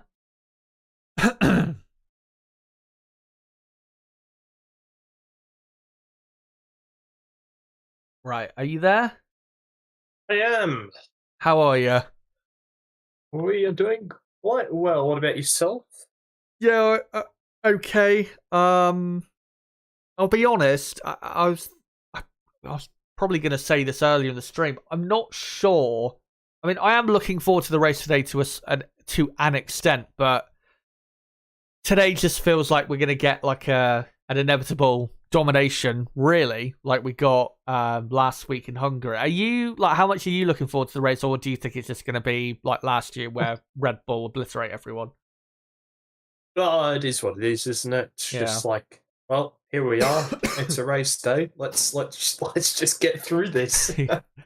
Yeah, it's been I'll it's I'll been a probably be more focused on the cricket on my iPad, to be honest with you. yeah. I don't blame you. It's been this season. It's been probably the most boring we've had in since probably the early V6 era days, I would say. Yeah. It's been quite bad. We still haven't had a proper memorable classic race, and this is what the 12th race of the season. So yeah, let's hope that we do get it today to at least give us some excitement going forward for the second half of the season, as we've still got what 9, 10 races to go, something like that after this weekend. But yeah, let's just go through some of the talking points before the race as usual. So Max Verstappen obviously is going to win today. What lap do you think he'll take the lead? I think it'll be probably lap 6 or 7. Do you think it'll be sooner than that, or maybe am I being a bit ambitious with that? No, you're definitely not being ambitious at all. I was actually thinking 5, to be Oh, honest. right. So yeah, I'm gonna go lap 5. I will admit, I mean, the chances of this happening are quite small, but it would be hilarious if Max took the lead by the time we got to Lake Com on the first lap, which is possible because of if he overtakes 2 or 3 cars at La Source, turn 1, and then gets a good exit, and then just a really good run through Eau Rouge. There's no reason why he can't just take the lead into turn 5. No, not happening. It would be quite a funny thing to see. It just illustrate how far clear he's been this weekend. Apparently, in the paddock, there's been lots of people taking bets as to when he's actually going to take the lead of the race today. And yeah, we'll see officially what lap it is. Outside of Red Bull, though, we've got Leclerc obviously starting on pole. Really a false pole position though, because of course Ferrari are not that quick. Mercedes have got Hamilton 3rd, Russell 8th, McLaren 5th and 7th. Not sure, of course, how much you've watched of this weekend, but the battle for the podium between Mercedes, Ferrari, McLaren. Who do you anticipate to win that fight, and what are you looking out for, I guess, when it comes to that fight?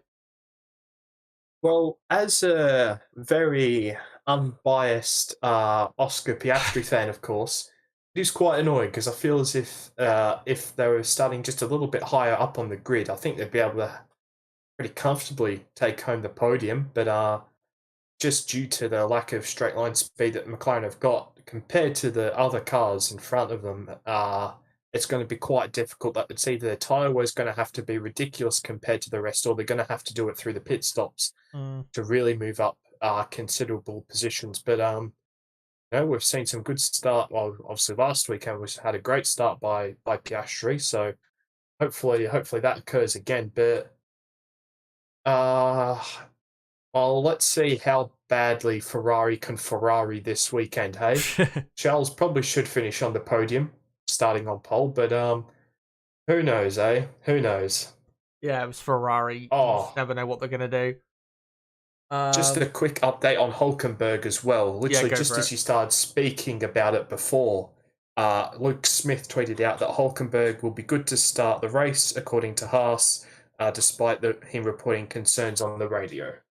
Right, that's all good. Obviously, he was going to start 20th anyway, so that's why they took on the new power unit and gearbox before. Obviously, that issue came up. Yeah, I think Lewis Hamilton obviously will take the podium for Mercedes.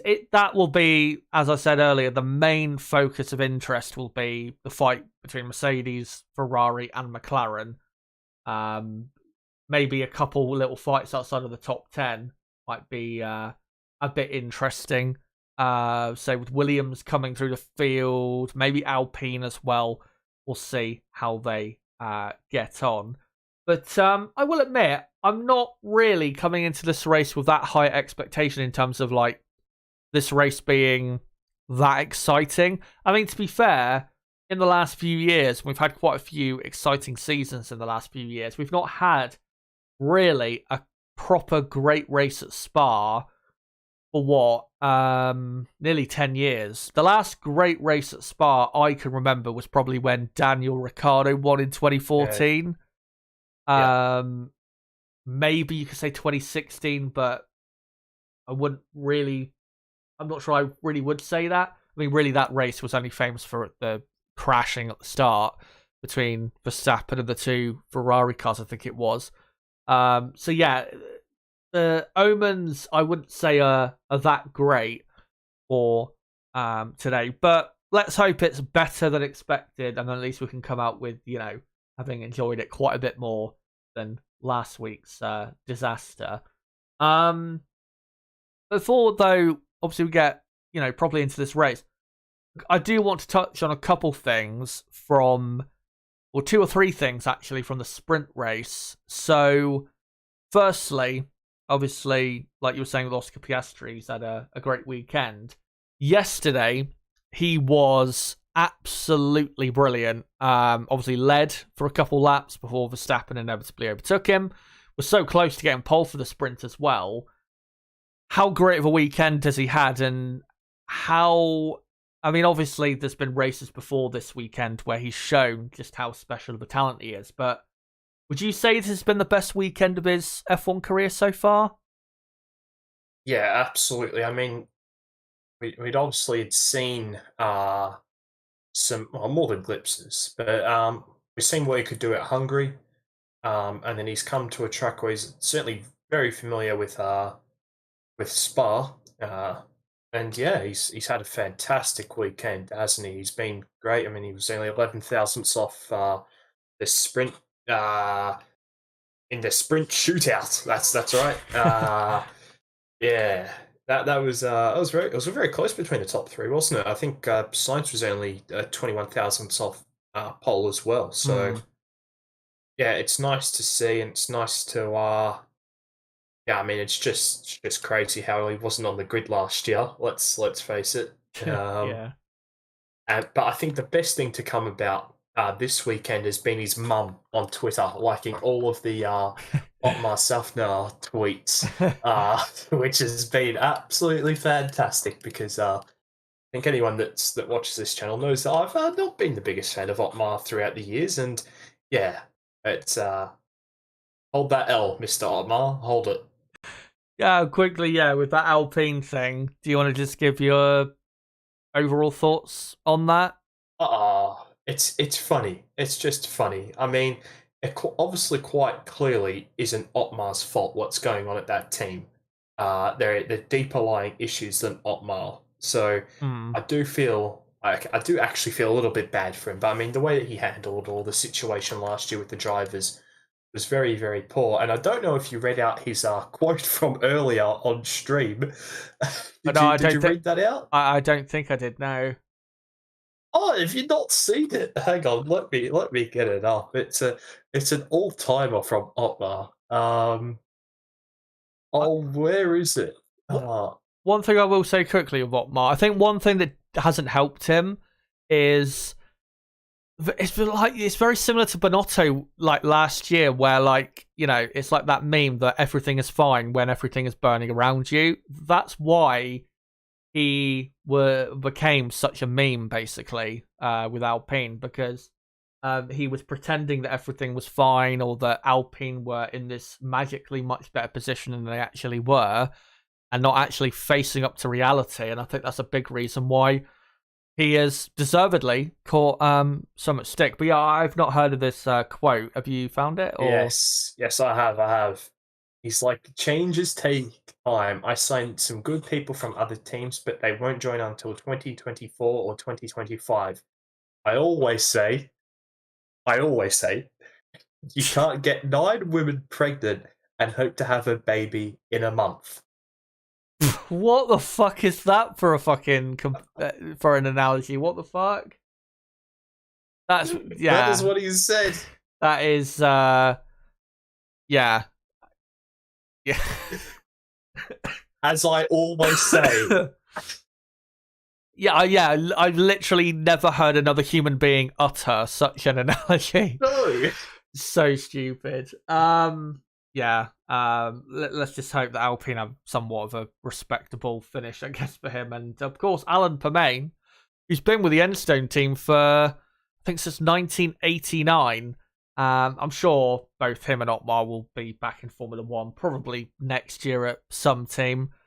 But yeah, very, very weird comment there from Otmar. As well, yeah, with the what's it, Alain Prost's comments. I think I saw you comment on it briefly in the chat, but really scathing. Very, I didn't think he'd say anything good about him, but that was as harsh as he could have been. Just saying he was, incompetent and just a complete asshole, essentially. It's just I don't know. It's just with Alpine, it's quite amazing to me because last year they had a pretty good year, and then started this year decently, and then last 2 months they've literally just fallen apart, just completely as a team, and people are getting fired left, right, and center. We'll see what this team, becomes in the future. As far as I'm concerned, Alpine are never going to be anything really. Definitely not a front-running team because, as I said, I think back on Friday, the issue runs deeper than just who the team principal is. It's the entire organisation, and it's been that way ever since 2016 when they came back as a works team. I mean, they spent a ridiculous amount of money when there wasn't a budget cap, and they never really closed the gap that much, given how much they spent, to the top teams. And yeah, obviously, if you spend that much and you still don't gain that much, obviously with the budget cap, you're not gonna really, gain that much either. What was a couple more things I wanted to talk about? Hamilton and Perez, probably. Yeah, Hamilton and Perez. I've seen people saying it was a penalty. In my view, I can see why, people are saying. I can understand their point of view, at least in terms of the penalty and the way the regulations are set up in terms of causing a collision. For me, though, it's extremely harsh. I mean, yeah, he did go into the side of Perez, but I don't really see what he could have done that differently. And at the end of the day, they were just simply racing side by side, and I just don't see again what they could have done differently. And I feel like as well that really they gave the penalty, and of course I'm not saying that this as fact because I don't know exactly the reasons why the stewards gave the penalty to Hamilton, but I do feel like they gave him a penalty really because of the damage to Perez's car a lot more than the actual incident itself. If Perez's car had been fine, not sure necessarily Hamilton would have got a penalty. In my view, it was just a racing incident, just a light bit of contact, which unfortunately ended Sergio Perez's race. Yeah, what I think you yesterday told me you thought it was harsh. Do you think it was more of a penalty than I think, or what? Oh, I mean, if you're going by who was predominantly at fault, I think that Hamilton was obviously predominantly more at fault, but I don't think it's a penalty. No, it's just a racing incident. We see drivers pushing each other off the circuit so often nowadays, and getting away with it scot-free, and then just a little bit of a bump because Lewis goes on the curb and just has a little bit of an oversteer moment after going onto the curb. Trying to avoid contact, trying to keep a tighter line to not drive into him, and then that actually causes the contact. I think it's very harsh, especially considering some of the nonsense you see nowadays, where drivers will just push the driver on the outside off the track with absolutely no care in the world. Yeah, it's inconsistent. I mean, I know yesterday you said you couldn't remember the Russell and Max incident in Baku. But I mean, that one was not the exact same, but it was very similar. And Max obviously had a similar damage. But I mean, that one they left alone. But for some reason, Hamilton's was that more egregious that it had to be a 5-second penalty. I just don't. I just don't get it. And as well, I thought they came to the decision very quickly, which kind of didn't make sense to me, because how quickly they came to that decision, it felt like, they were all in agreement very quickly that it deserved a penalty, which I just thought was very strange, because to me it was not a clear 5-second penalty like we've seen in other incidents this season. So yeah, that was a stupid penalty. I mean, Mercedes weren't that bothered by it because they just despise the sprint race. They never have anything positive to say about it. Lewis Hamilton, anytime he's asked about the sprint, he just basically says, "I don't give a fuck." And what was the final thing I wanted to talk about? Oh yeah, even though I didn't watch the sprint shootout because I was asleep, the George Russell incident at the end of the sprint shootout. Yeah, what the fuck was he doing?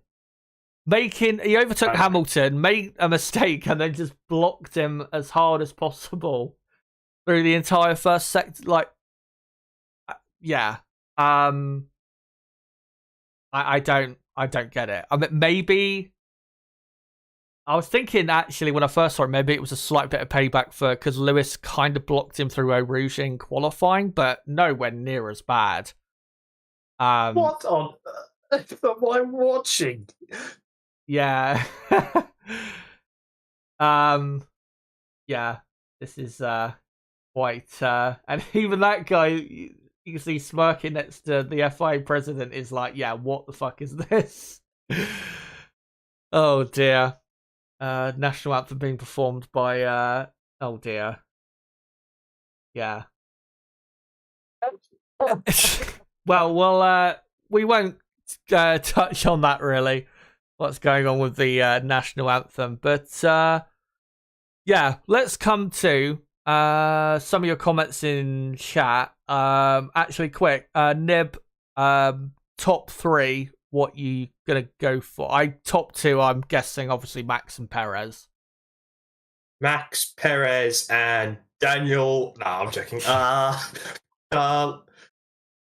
I'm gonna go Charles Leclerc. Right. To be honest, I not necessarily prefer him to finish 3rd, but it would be nice if Ferrari actually surprised me and weren't so shit. There's a good thing, by the way, guys.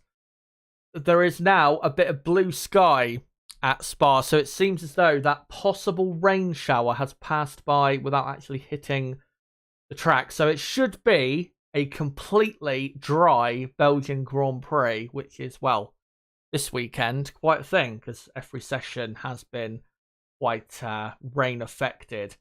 And yeah, weather looking a lot better today, thankfully. Oh yeah, that's one final thing I wanted to touch on, actually. I know you didn't watch the sprint race live, but I thought Daniel Ricciardo had a really great sprint race. He finished, what was it, 9th, I think it was? Only a couple seconds away from a point. Yeah, how great of a performance would you say that was? I thought it was a performance that has not been talked about at all, because on social media I've not seen anything in terms of people praising him for it, when I thought it was incredibly good. Yeah, I mean, they didn't show too much of it in the actual highlights because I couldn't actually be bothered going back and watching the actual sprint in its entirety. But yeah, I mean, Daniel's just having a really good comeback, isn't he? But, he probably could have qualified a little bit better as well before the red flag, but yeah, my God, the Verstappen fans are having a proper party, as they usually do in the grandstands. Yeah. But yeah, I mean, Daniel's just going from strength to strength, and I mean, I heard you saying you weren't too keen on AlphaTauri this for this race, but hopefully My Aussie proves you wrong. Yeah, I hope he can. I think he should gain some positions, but if it was wet today, I wouldn't I wouldn't necessarily bet against Ricardo flying up and finishing in the points. But yeah, I think that definitely has helped AlphaTauri this weekend be competitive. Is the or more competitive is the wet weather. But yeah, Daniel Ricciardo, his return, he has been absolutely fantastic. The only reason he's 19th is because he had his best time obviously deleted in Q1 for a track limit violation, and he probably would be starting today at worst 12th or 13th on the grid. So yeah, Ricciardo's pace is looking very good. But we have less than 10 minutes to go, guys, until the race begins. Let me know in the chat in these next few minutes, what do you think is going to happen in this Belgian Grand Prix? Give me your top 5 race prediction if you can before lights out at Spa. And I'll try and get to some of your comments. Let me just find some comments here quick to read out before we get going.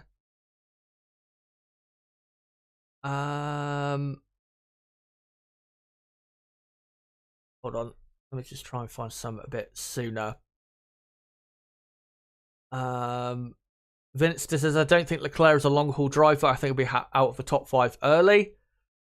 Well, that'd be quite a thing, considering obviously he's starting on pole position. Dexter Hall says Max, Lewis, Oscar, and Perez for their top 4. Mickey says Danny will replace Perez next year. Brabamore says Max, Perez, Leclerc for their top 3. Mickey says Max, Lewis, Leclerc. Vinster says Red Bull.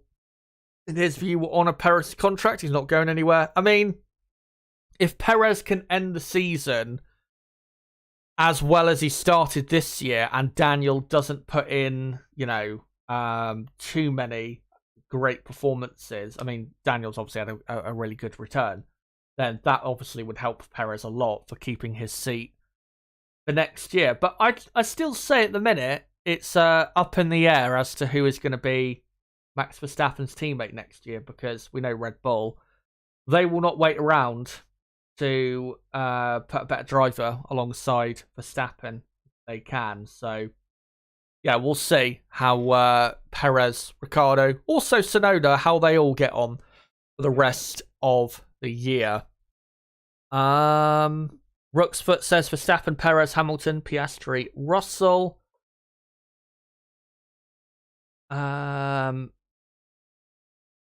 Crystal Racing says F1 delayed the sprint start at 4:30, anticipating rain, only for the rain in bucket loads to arrive at 4:47. Terrible overmanagement. That's really why I didn't stream yesterday, because I saw the heavy rain on the radar and I thought, we're going to get lots of delays today, or yesterday it was, obviously. So I, thought there's no point streaming. And I mean, the sprint race was okay, but it was nothing special. I mean, there wasn't that many racing laps. It was like, 7 or 8 racing laps in total. And of course, we had like 4 or 5 laps took off. Because there were, laps done behind the safety car, which were pointless, really, because the track wasn't even in that bad of a condition for for racing. So obviously, they all came in pretty much straight away for intermediate tyres when they got underway. Will Chan says Verstappen, Hamilton, Perez. Crystal Racing says Verstappen, Perez, Piastri. Let me see if I can find any more comments before we get into this.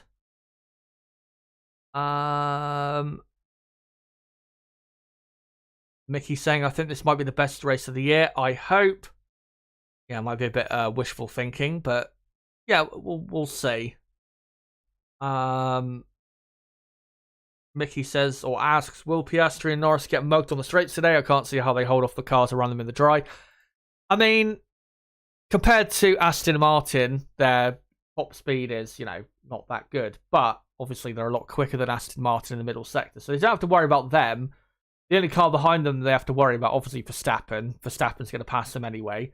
And then George Russell. But Russell is running a bit of a higher downforce setup than Hamilton is.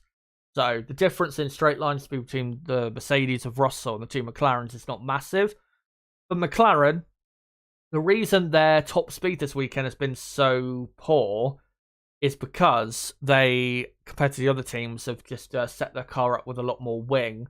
Probably anticipating a lot more rain this weekend than we've had, and especially rain at the key moments of the weekend. So yeah, that's why.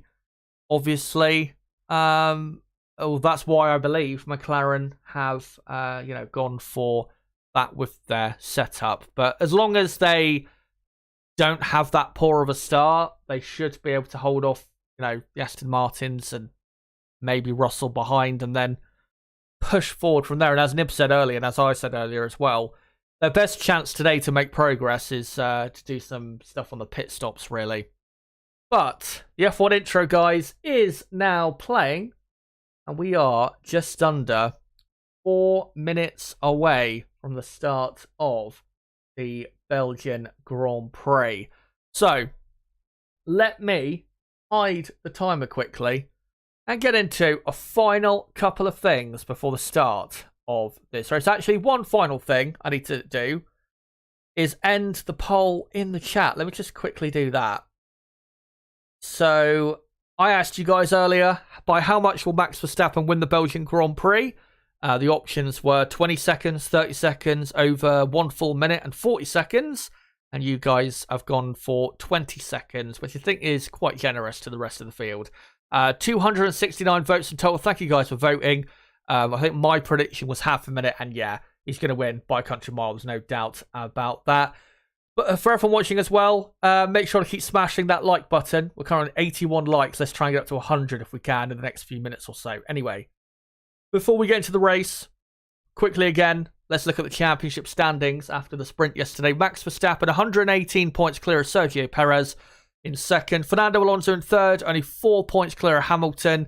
Hamilton surely will go up to third in the championship after today's race. Carlos Sainz just about in fifth, ahead of George Russell in sixth.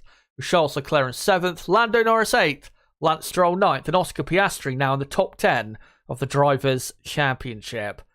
And on the constructor side, Red Bull 234 points clear of Mercedes-Benz. Aston Martin a third, only 8 points clear of Ferrari. That's a battle to look out for today.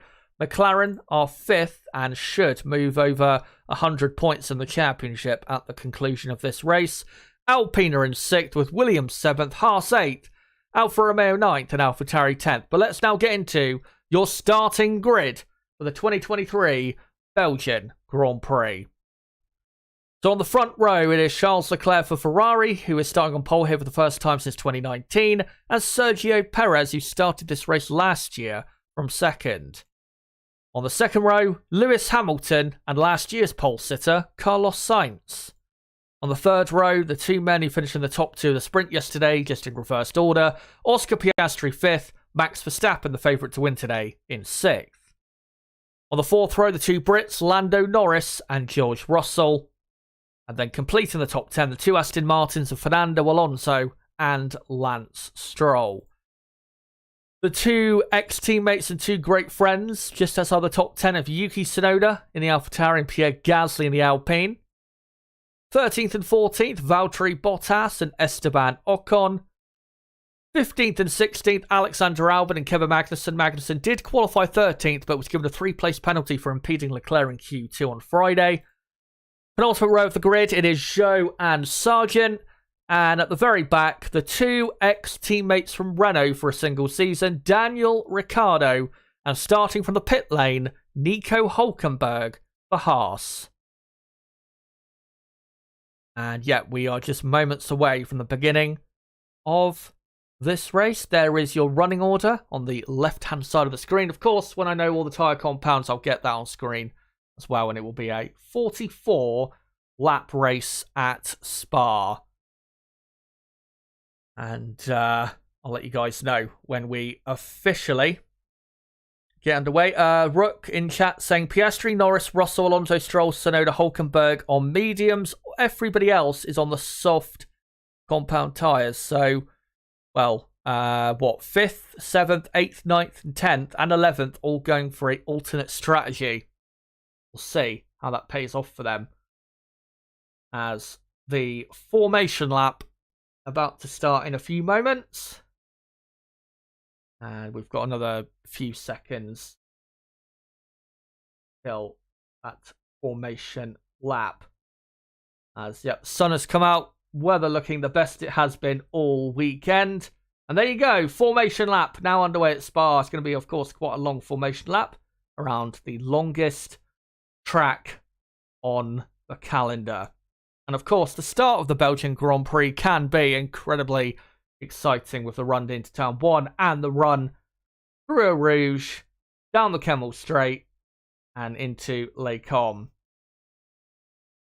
As Leclerc and Perez go through Eau Rouge now on this formation lap. So as Rook said in the chat, everyone is on the soft tyre except for Piastri, Norris, Russell, Alonso, Stroll, Tsunoda and Hulkenberg, who are all on the medium compound tyre.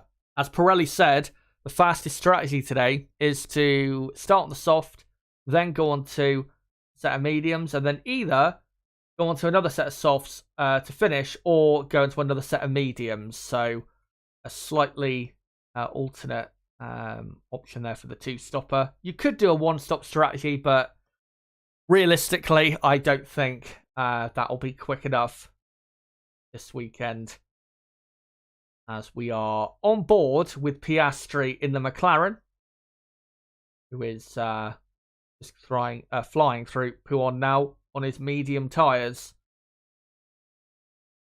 And I think Leclerc just completing the middle sector. Well, not quite, but he's just coming through the final corner before the end of the middle sector on this formation lap.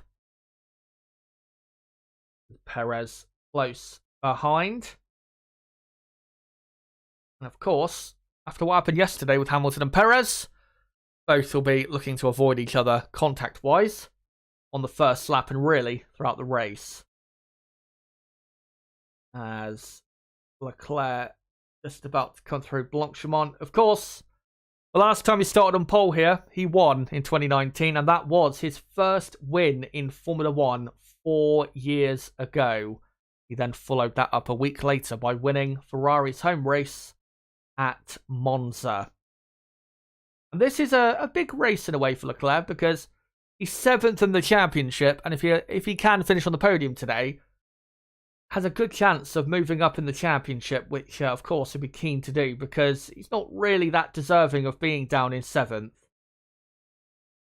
As Leclerc, Perez and Hamilton, through the bus stop they come on this formation lap.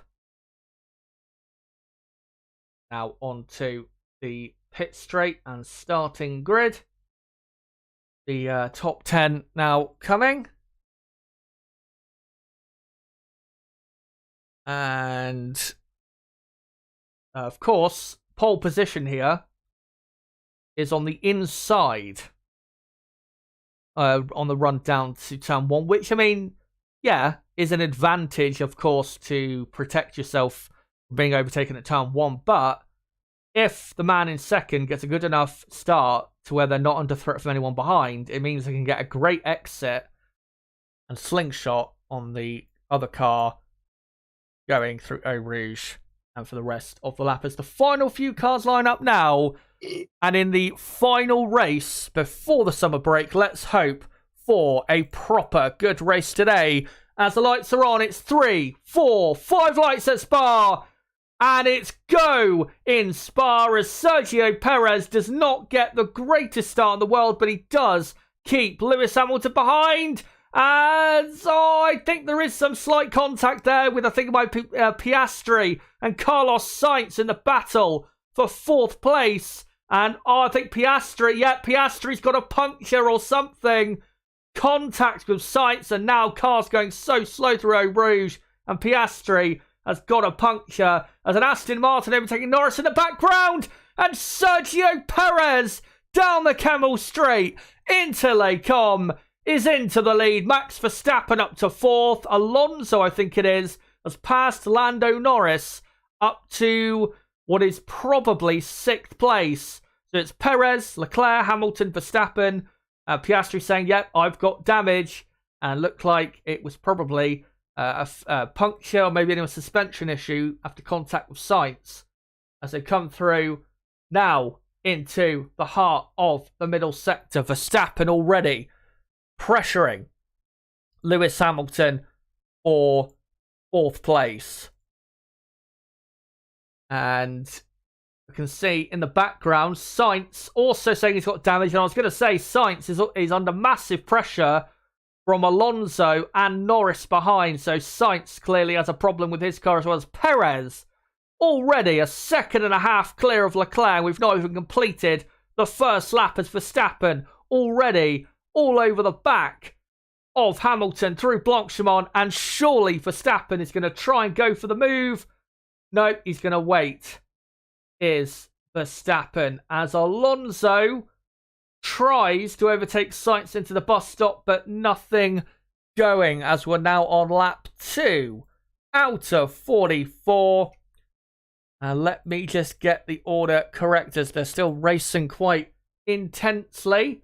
As that is Alex Albon. What a start. He's up to 10th place from 15th on the grid. And he's now right up behind Lance Stroll as they enter Eau Rouge. This is brilliant from Williams. As Albon now all over the back of Stroll. As they come onto the Camel Straight, pulls to the inside. And surely Albon has got the position he has. Blasting past. Incredible straight line speed. As the Alpine there of Ocon just re-overtaking the Alfa Romeo of Zhou. Yeah, we're on lap 2. And it is Perez leading from Leclerc. Yellow flag in Sector 2 and Sector 3. I would imagine that might be Oscar Piastri. Yep, and his car has stopped on the exit of the Fania chicane. So there's probably going to be a virtual safety car to remove that car. We will see a replay of what happened. But yeah, I'm pretty sure it was contact at exit of turn 1. Yes. Sainz's right rear against Piastri's left front. And here's a replay of the start. I'll let you take us through it, Nib, once they get to it. Yeah, well, I think they went 3 wide into the first corner. I don't think Sainz knew that Piastri was there on the inside. So, yeah, that's going to have to virtual safety car it for sure. As you mentioned, Perez didn't get the best start, did he? And had to come across to cover off Hamilton, but able to get the outside line. As you can see there, Sainz locked up, and then it was just a tight squeeze, and a bit surprising that Piastri has had to retire from that damage. But yeah, we're just on board now. He's got the inside line, but it just, yeah. Oh, okay. The front right suspension definitely broken. He actually braked quite early. He had all this space, but then Sainz just had got rid of all that space, didn't he?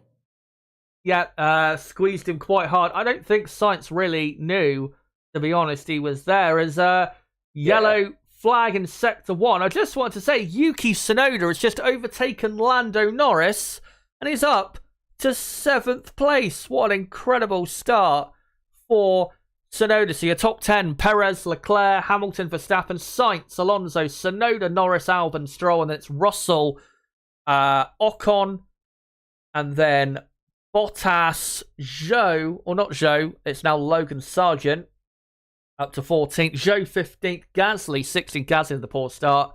Hulkenberg in 17th, and then Magnussen 18th, Ricciardo 19th, and Oscar Piastri is out of the race with a broken suspension as Max Verstappen still closely following the Mercedes, and Alonso very closely following Sainz, and Sainz is in for a very long day because he's clearly got damage, but not enough damage for him to really retire from the race. Not yet, at least. As Alonso going to shape up for a move into the bus stop, but he thinks better of it as we're now on lap 4 out of 44. As Sergio Perez, I think, just did the fastest lap. And Perez 2 seconds clear of Leclerc at the minute. One thing that is helping Hamilton is he's within a second still of the Ferrari. As no further investigation for what happened at the first corner on lap 1. But DRS is now enabled. I will say with Norris, him having such a poor straight line speed, he's really suffering with that now as the Williams of Alex Albon overtakes him and Alonso overtakes Sainz.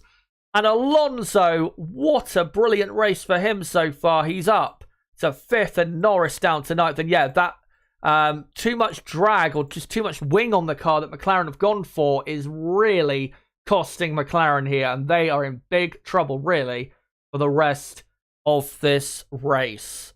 But let me try and get the tyre data up on screen.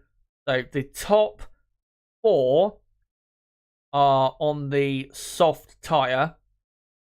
And then you've got Alonso on the medium. Let me just put it up on screen and then I'll correct it as I go along. So yeah, the top 4 on the soft tyres. Carlos Sainz is on the soft, Tsunoda on the medium, and then Albon is on the soft, Norris on the medium, Stroll is on the medium, Russell is on the medium, Ocon is on the soft, Bottas on the soft, Sargent on the soft, Joe on the soft, Gasly as well on the soft, Hulkenberg on the medium, and then Magnussen and Ricciardo on the soft. And yeah, Piastri is out of the race as we're on lap 5 out of 44. And Carlos Sainz has, well, the entire field now tucked up right behind him and carrying that damage, of course, as Lando Norris has lost a couple more positions and he's now out of the points. Stroll 9th, Russell 10th. And here comes George Russell on Lance Stroll as Tsunoda round the outside at Les Combes overtakes Carlos Sainz, and Yuki Tsunoda, who thought this would happen, is up to 6th place for AlphaTauri. What an incredible race by him so far. So, Lance Stroll managed to keep ahead of the Mercedes. Logan Sargent has overtaken Valtteri Bottas for 13th, which is good to see from him. Pierre Gasly has overtaken Zhou. And the rest of the field is as is. But Carlos Sainz, I think, to be honest, Ferrari would probably be better retiring that car because he's not going to finish in the points. There's absolutely no chance of that. He's got too much damage to his car and he is massively suffering here, is the Spaniard. Yeah, well, you can just see on board with from Albon that Sainz has got absolutely no grip. But yeah, you missed Stroll's overtake on Norris at the bus stop chicane. It was quite a nice move. I think Norris just falling a bit asleep, but perhaps the medium tyre, the wrong decision. But of course, I think just the extra wing that they're running is certainly not helping them here. Yeah, but it's really, I mean, if they are struggling to heat those mediums up, obviously it doesn't help when your straight line speed is massively compromised. As Norris pits for a set of hard tyres, so does Magnussen, and Ricciardo is Max Verstappen up the inside of Lewis Hamilton, and Verstappen up to 3rd on lap 6. It's been a bit harder for Verstappen so far to gain position, but he is now into the top 3. And Ricciardo and Magnussen have come out on mediums, and Ricciardo actually has jumped ahead of Magnussen in the pit stop phase. So Let me just update that Lando Norris is down to 17th. To be honest with McLaren there, I think that decision, as we're seeing a replay of Verstappen passing Hamilton didn't really have a chance, to be honest. Hamilton tried to defend, but yeah, Red Bull too quick. Given the poor start McLaren have had, as now Lance Stroll up the inside of Carlos Sainz into the Fanny chicane. And yes, Sainz's race is pretty much over because there's just no way with that damage he's going to be able to do anything. Got no speed whatsoever. He's one of the probably the slowest car out there, I would say. But with McLaren, really that's the best thing they could have done because they're not going to gain anything from staying out on track, really, given that they can't overtake anyone. It's the lack of straight line speed they've got, as here comes George Russell, who overtakes Carlos Sainz, and the Alpine there, and the Alfa Romeo. I think Ocon and Bottas. Yes, Ocon and Bottas just coming into the pits. I'll let you know where they filter out as we're on lap 7 out of 44. And Carlos Sainz is, now in P10. So, just quickly, Chaz, Verstappen's move on Hamilton was very easy because Hamilton was harvesting energy. So that's why he come from so far back. Yeah, that's not a great time for that to obviously start happening. As Hamilton, as long as he can just try and stick to the back a bit of Verstappen, whilst he tries to get past Leclerc, then he's still in good nick because Leclerc's not that far up the road. As your top 10 on lap 7: Perez, Leclerc, Verstappen, Hamilton, Alonso, Tsunoda, Albon, Stroll, Russell, Sainz, and Esteban Ocon has come out in 16th place, I think it is. 17th place. Valtteri Bottas has come out at the very back. Kevin Magnussen has had a brilliant couple laps after his pit stop. He's passed Ricciardo and Norris. And Magnussen out to 15th place. Brilliant from him. As lap 7 out of 44. And Logan Sargent overtakes Carlos Sainz, and Sargent up to P10. Sargent started in 18th. He's now into the top 10. Incredible race so far for Williams. This is exactly what they needed, though, because their pace in the dry was always going to be strong. As Sainz and Zhou and Albon all pitting. Here comes Carlos Sainz and goes for a set of mediums and a good stop there from them. Fastest lap for Kevin Magnussen, so fresh tyres really looking good. Alex Albon, not a great stop, 4.7. Not a great stop for Zhou either. And Kevin Magnussen now up to 12th place as those cars filter out from their pit stops. So Zhou is now down to the back in 19th. Carlos Sainz is in 18th. And then Alexander Albon is in 13th. And I think that just keeps ahead of Esteban Ocon. I didn't quite see if there was a move there. But Albon is in, is in 13th place. And he's not too far behind the, Haas, as Mercedes telling Hamilton potential rain on the radar, 20 minutes away, not very strong though, nothing like yesterday. Of course, that is something to look out for. Lando Norris and McLaren having a terrible day, and those hard tyres do not seem to be working very well at all for McLaren, as we're now on lap 9 out of 44. Perez leading by 3 seconds. Max Verstappen, though, right on the back of Leclerc, and surely is about to overtake the Ferrari. Ferrari, though, I've got to say, with Leclerc, their pace looking pretty strong, as Leclerc is about 3.5 seconds clear of Lewis Hamilton. So not looking too bad for them at the minute. Leclerc defends. Max Verstappen forced to go around the outside, and he takes the outside line and just drives around him like he's not even there. What a move by Verstappen. And he's up to second place. And now just has his teammate to contend with. And they're just going to show an on board of that move. A great move. Wasn't the easiest move because the Ferrari very quick in a straight line. But yeah, round the outside. Brilliant from Verstappen. And he's only about 2.5 seconds behind his teammate. Now 3 seconds actually. As Alexander Albon up to 11th as Logan Sargent has pitted. So Sargent is at the back now, but he's on a bit fresher tyres than some of the cars ahead of him. And he's right behind Zhou Guanyu in the Alfa Romeo. As Alex Albon is up to 11th and past Kevin Magnussen. So Albon looking great.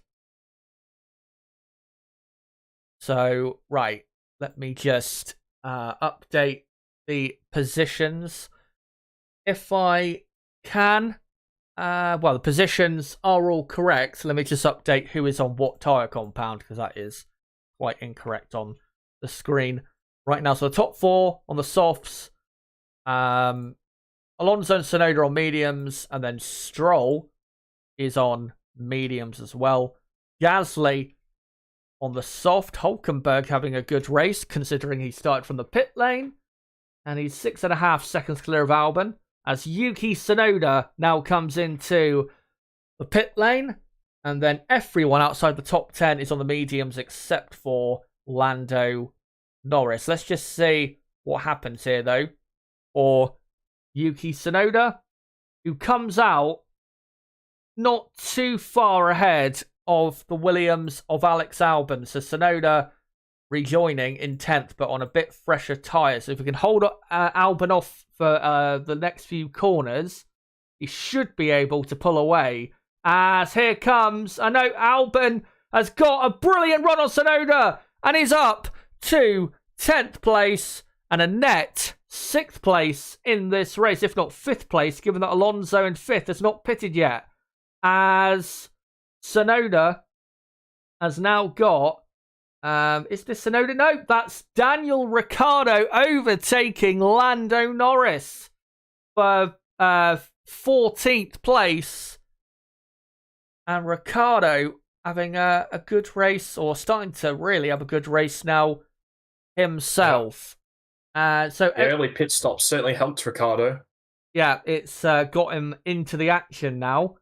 And he's not that far behind his teammate, even though his teammate is on a bit fresher tyres, as we're now on lap 11.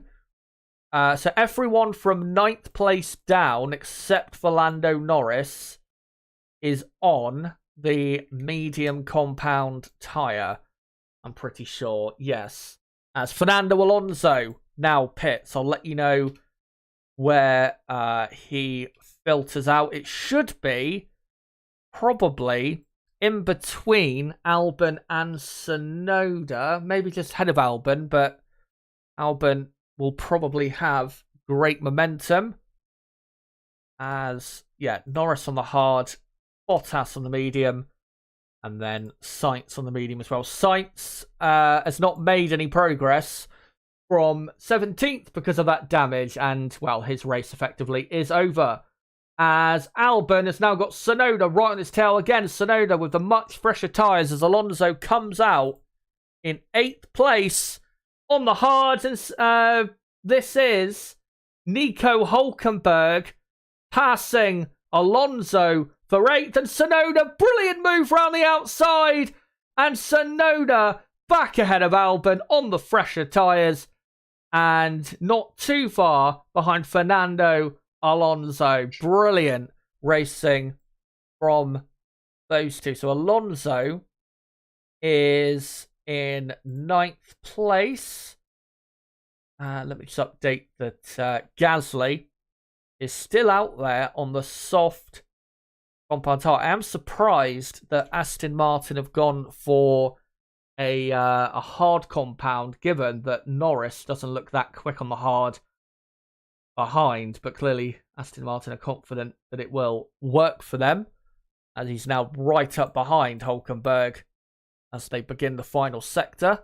So we're now on lap 12 out of 44. Brilliant race so far, as Alonso kind of only looking at Hulkenberg, but he's just trying to shape him up really to get the move done. Will he do it into the bus stop? Not quite yet.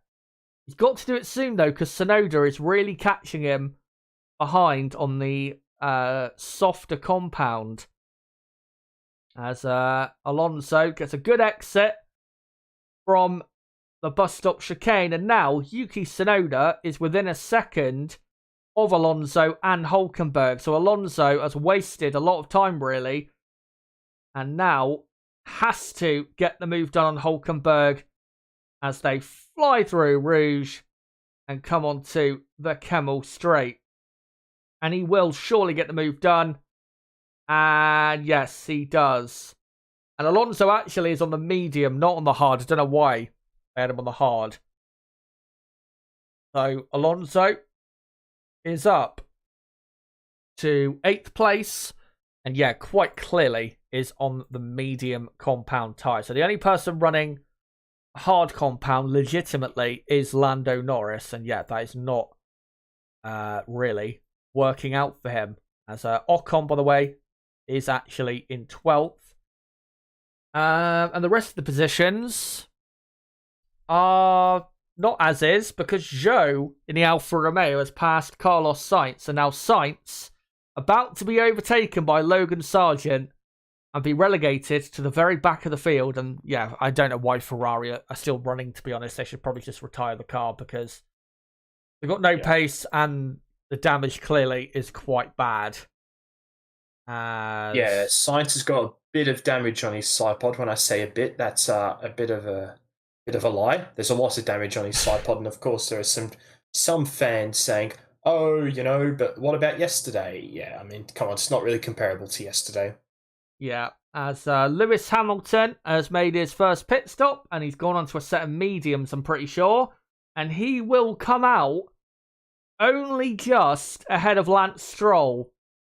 And it is mediums, yep. Vital that he keeps position as Nico Hulkenberg hits. Yeah, it's vital that Hamilton does not get overtaken by Stroll here, who gets a brilliant run on Hamilton onto the Kemmel Straight now. Can Hamilton keep the Canadian behind? He's going to try, as Stroll goes to the outside, and no, he's not got the momentum, and Hamilton, thankfully, has kept the position and hasn't lost any major time. So, yeah, Nico Hulkenberg has pitted, and Hulkenberg now at the very back on a set of soft tyres. So now they're going to be aggressive. Our Haas. I'll just quickly update that. And Max Verstappen, by the way, if you're wondering how he's doing, he's not really gained that much on Sergio Perez. The gap is about 2.5 seconds, maybe just under that.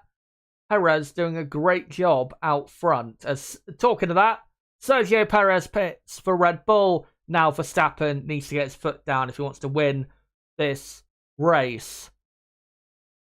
As Perez comes in for a set of medium tyres. Not the greatest pit stop, and nearly released into the path of Leclerc. As Leclerc, much better stop, nearly a second quicker. So, oh, sorry, GP and Max were just having one of their classic conversations, which was quite funny. Yeah, they've been a bit shouty with each other in the last couple days. As Hamilton there, I think, was just noted for weaving on the straight. I think I just saw. As, it was, yep. As Perez and Leclerc, yeah, are out on a set of mediums. So we've only got 3 cars out there running the soft compound tyre. Let me just update that Lando Norris is on the hard rather than Bottas. As we're on lap 14 out of 44. Any more position changes? Not for the minute. Well, here comes one. It's Valtteri Bottas overtaking Lando Norris comfortably. And he's up to 14th place. And McLaren, I think, are going to struggle really to get anywhere near scoring a point because they've just got the complete wrong setup on their car. As Bottas is not too far behind the battle for 12th between Magnussen and Ricciardo, which has been going on for a few laps now. That's Max Verstappen. Rain on 9 or 10 minutes. Right, we'll keep an eye out for. There is some dark clouds.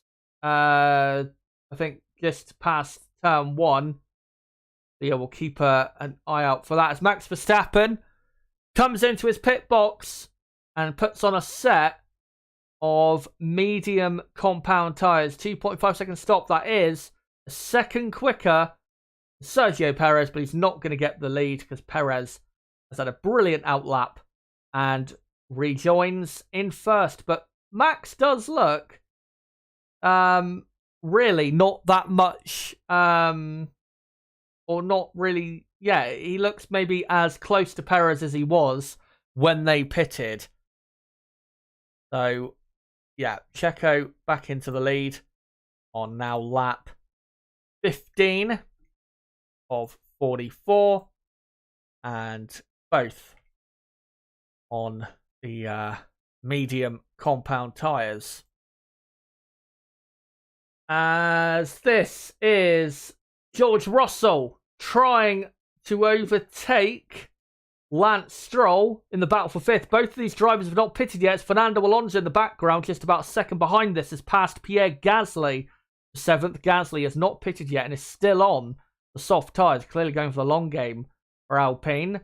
And Russell duking around, trying to find a way to get past Stroll, but nothing doing. And Russell, quite far away, I have to say, from his teammate, given that Russell has not pitted yet and is already 10 seconds behind, given that Hamilton has pitted only once in this race. So, yeah, Alonso is up to 7th. And Alonso, you'd have to say, is looking very good for finishing in 5th, which would be an amazing result for Aston Martin because they were really slow in qualifying compared to their counterparts. As we're on lap 16 now.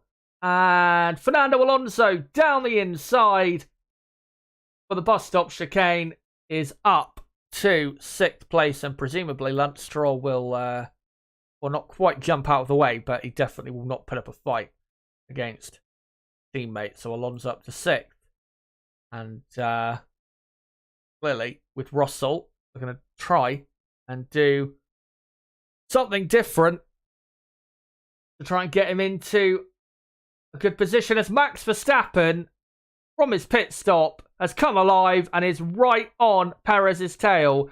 They've just come through turn, 5, 6, 7, and now through turn 8. And now he's only half a second, if not just under that, behind Perez. And Sergio, I don't think, will be able at all to stop Max Verstappen. Alonso has now overtaken Stroll and is up to 5th place. And yeah, Verstappen inevitably is going to overtake his teammate, as Lando Norris has lost another position down to 16th, and Carlos Sainz has now been overtaken by Logan Sargent for 18th position.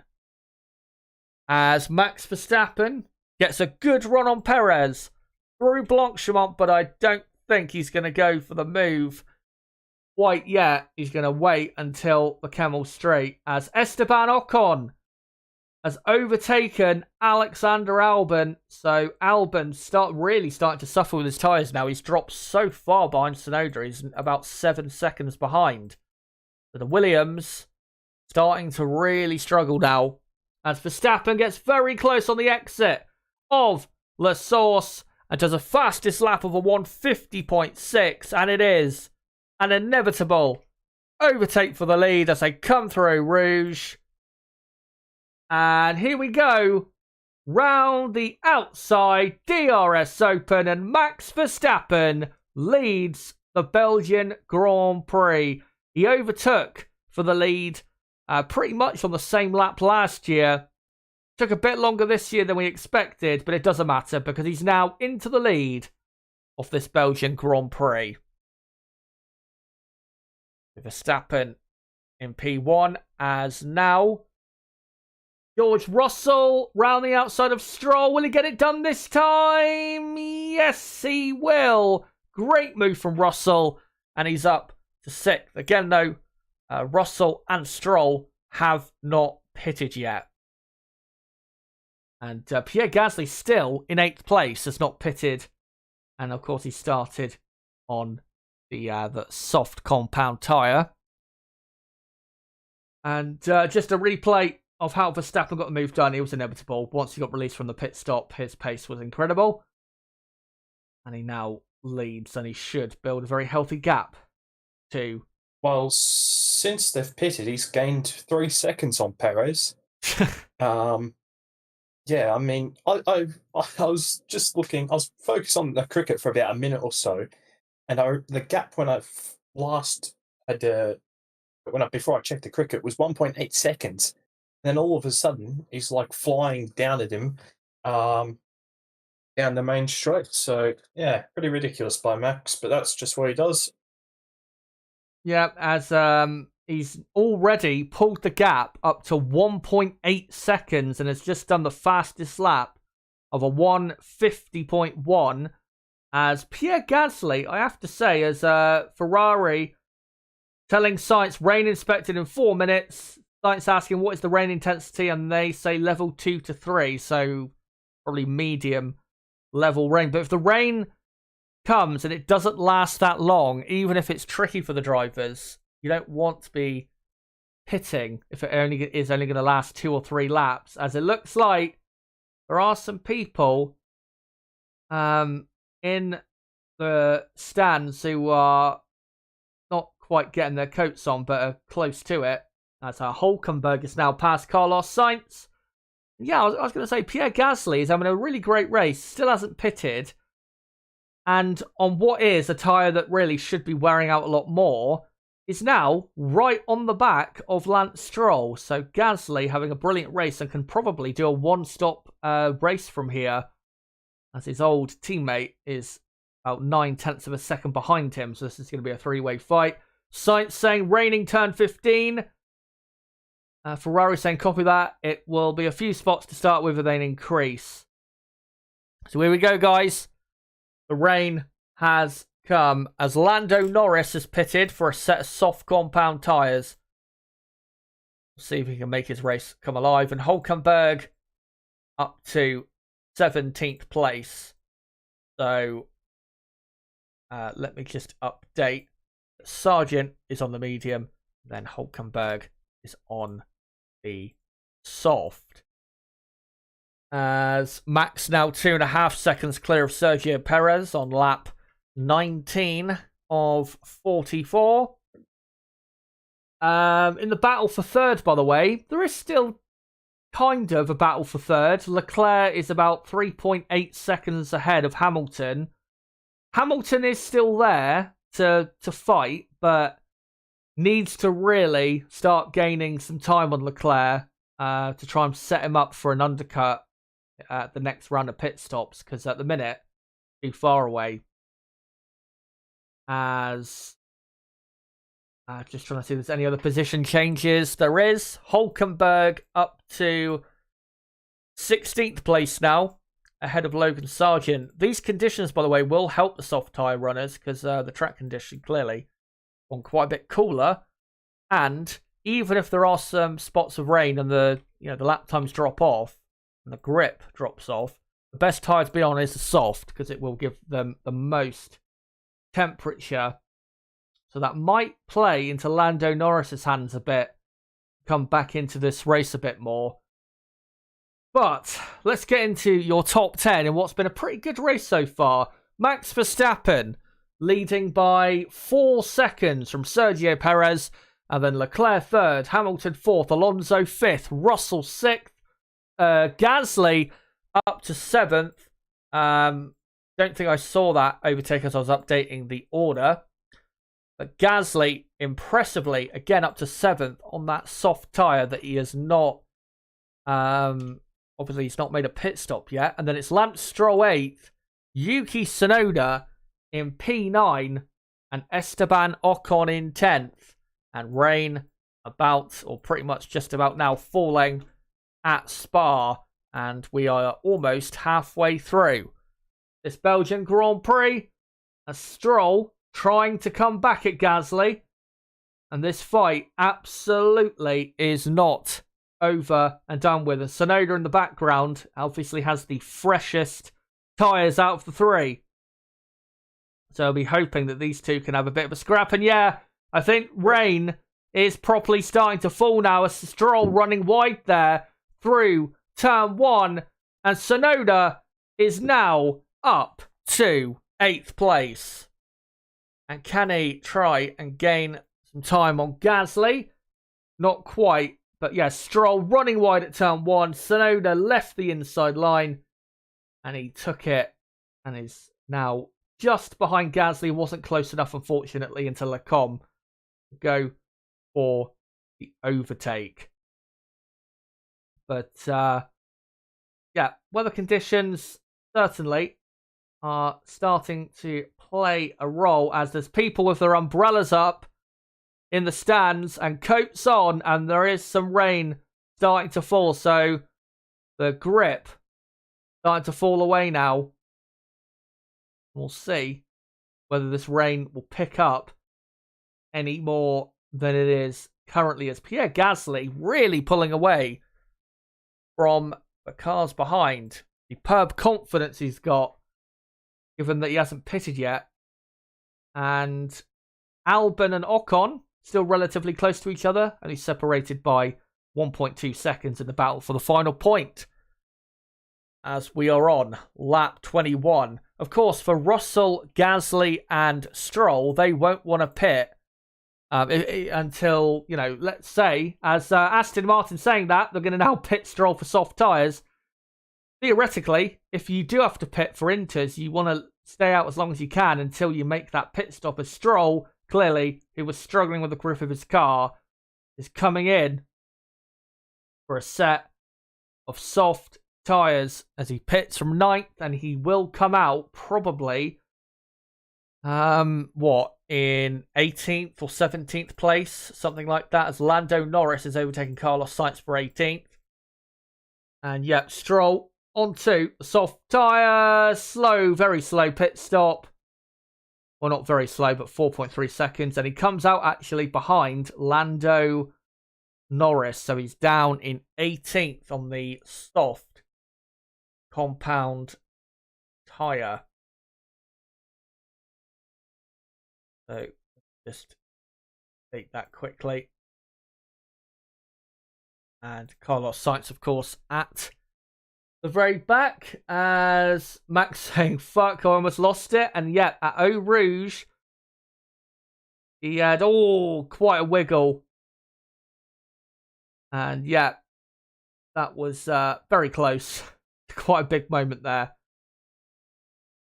Jesus. As he's now 4.2 clear of Perez. He's not gained as much in the last few laps, but I think that's really because of the conditions. He's just trying to play it safe and not take too many risks in these treacherous conditions. But what do you call it? We are now on lap 22 out of 44, guys. Halfway through this Belgian Grand Prix, and who knows what is around the corner for us in this race. Just want to say, if you are new to the channel, don't forget to subscribe for more content like this. We do qualifying and race watchalongs every Grand Prix. And if you haven't already, smash that like button. We're currently on 115 likes. Let's try and get up to 150, even if we can, by the end of the race. That'd be great if we could.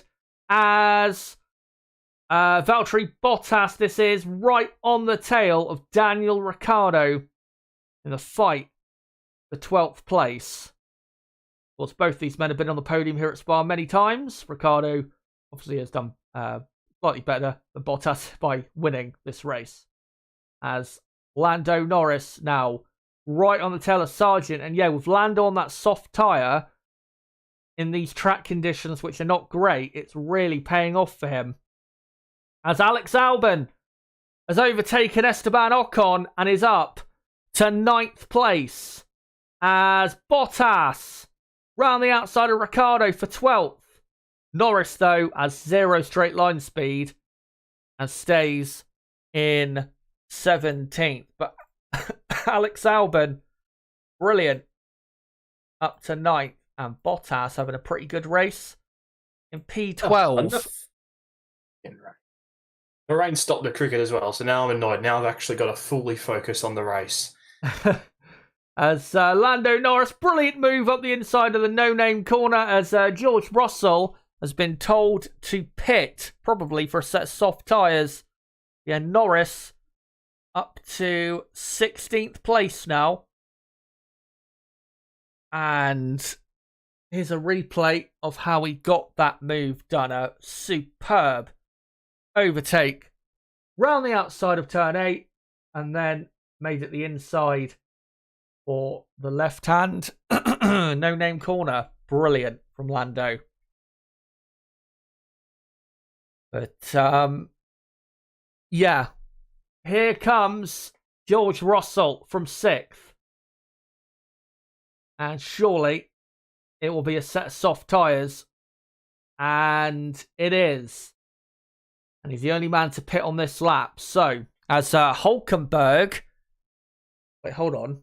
So Ricciardo is pitted. I was going to say, Ricciardo had lost a couple positions there, but it's because he's pitted. As well as Yuki Tsunoda, right on the back of Pierre Gasly for 6th. Tsunoda pulls to the outside and gets the move done. And Yuki Tsunoda, who is having the race of his life, is up to 6th place for AlphaTauri, and we've got only 20 laps to go. It is looking great for AlphaTauri here.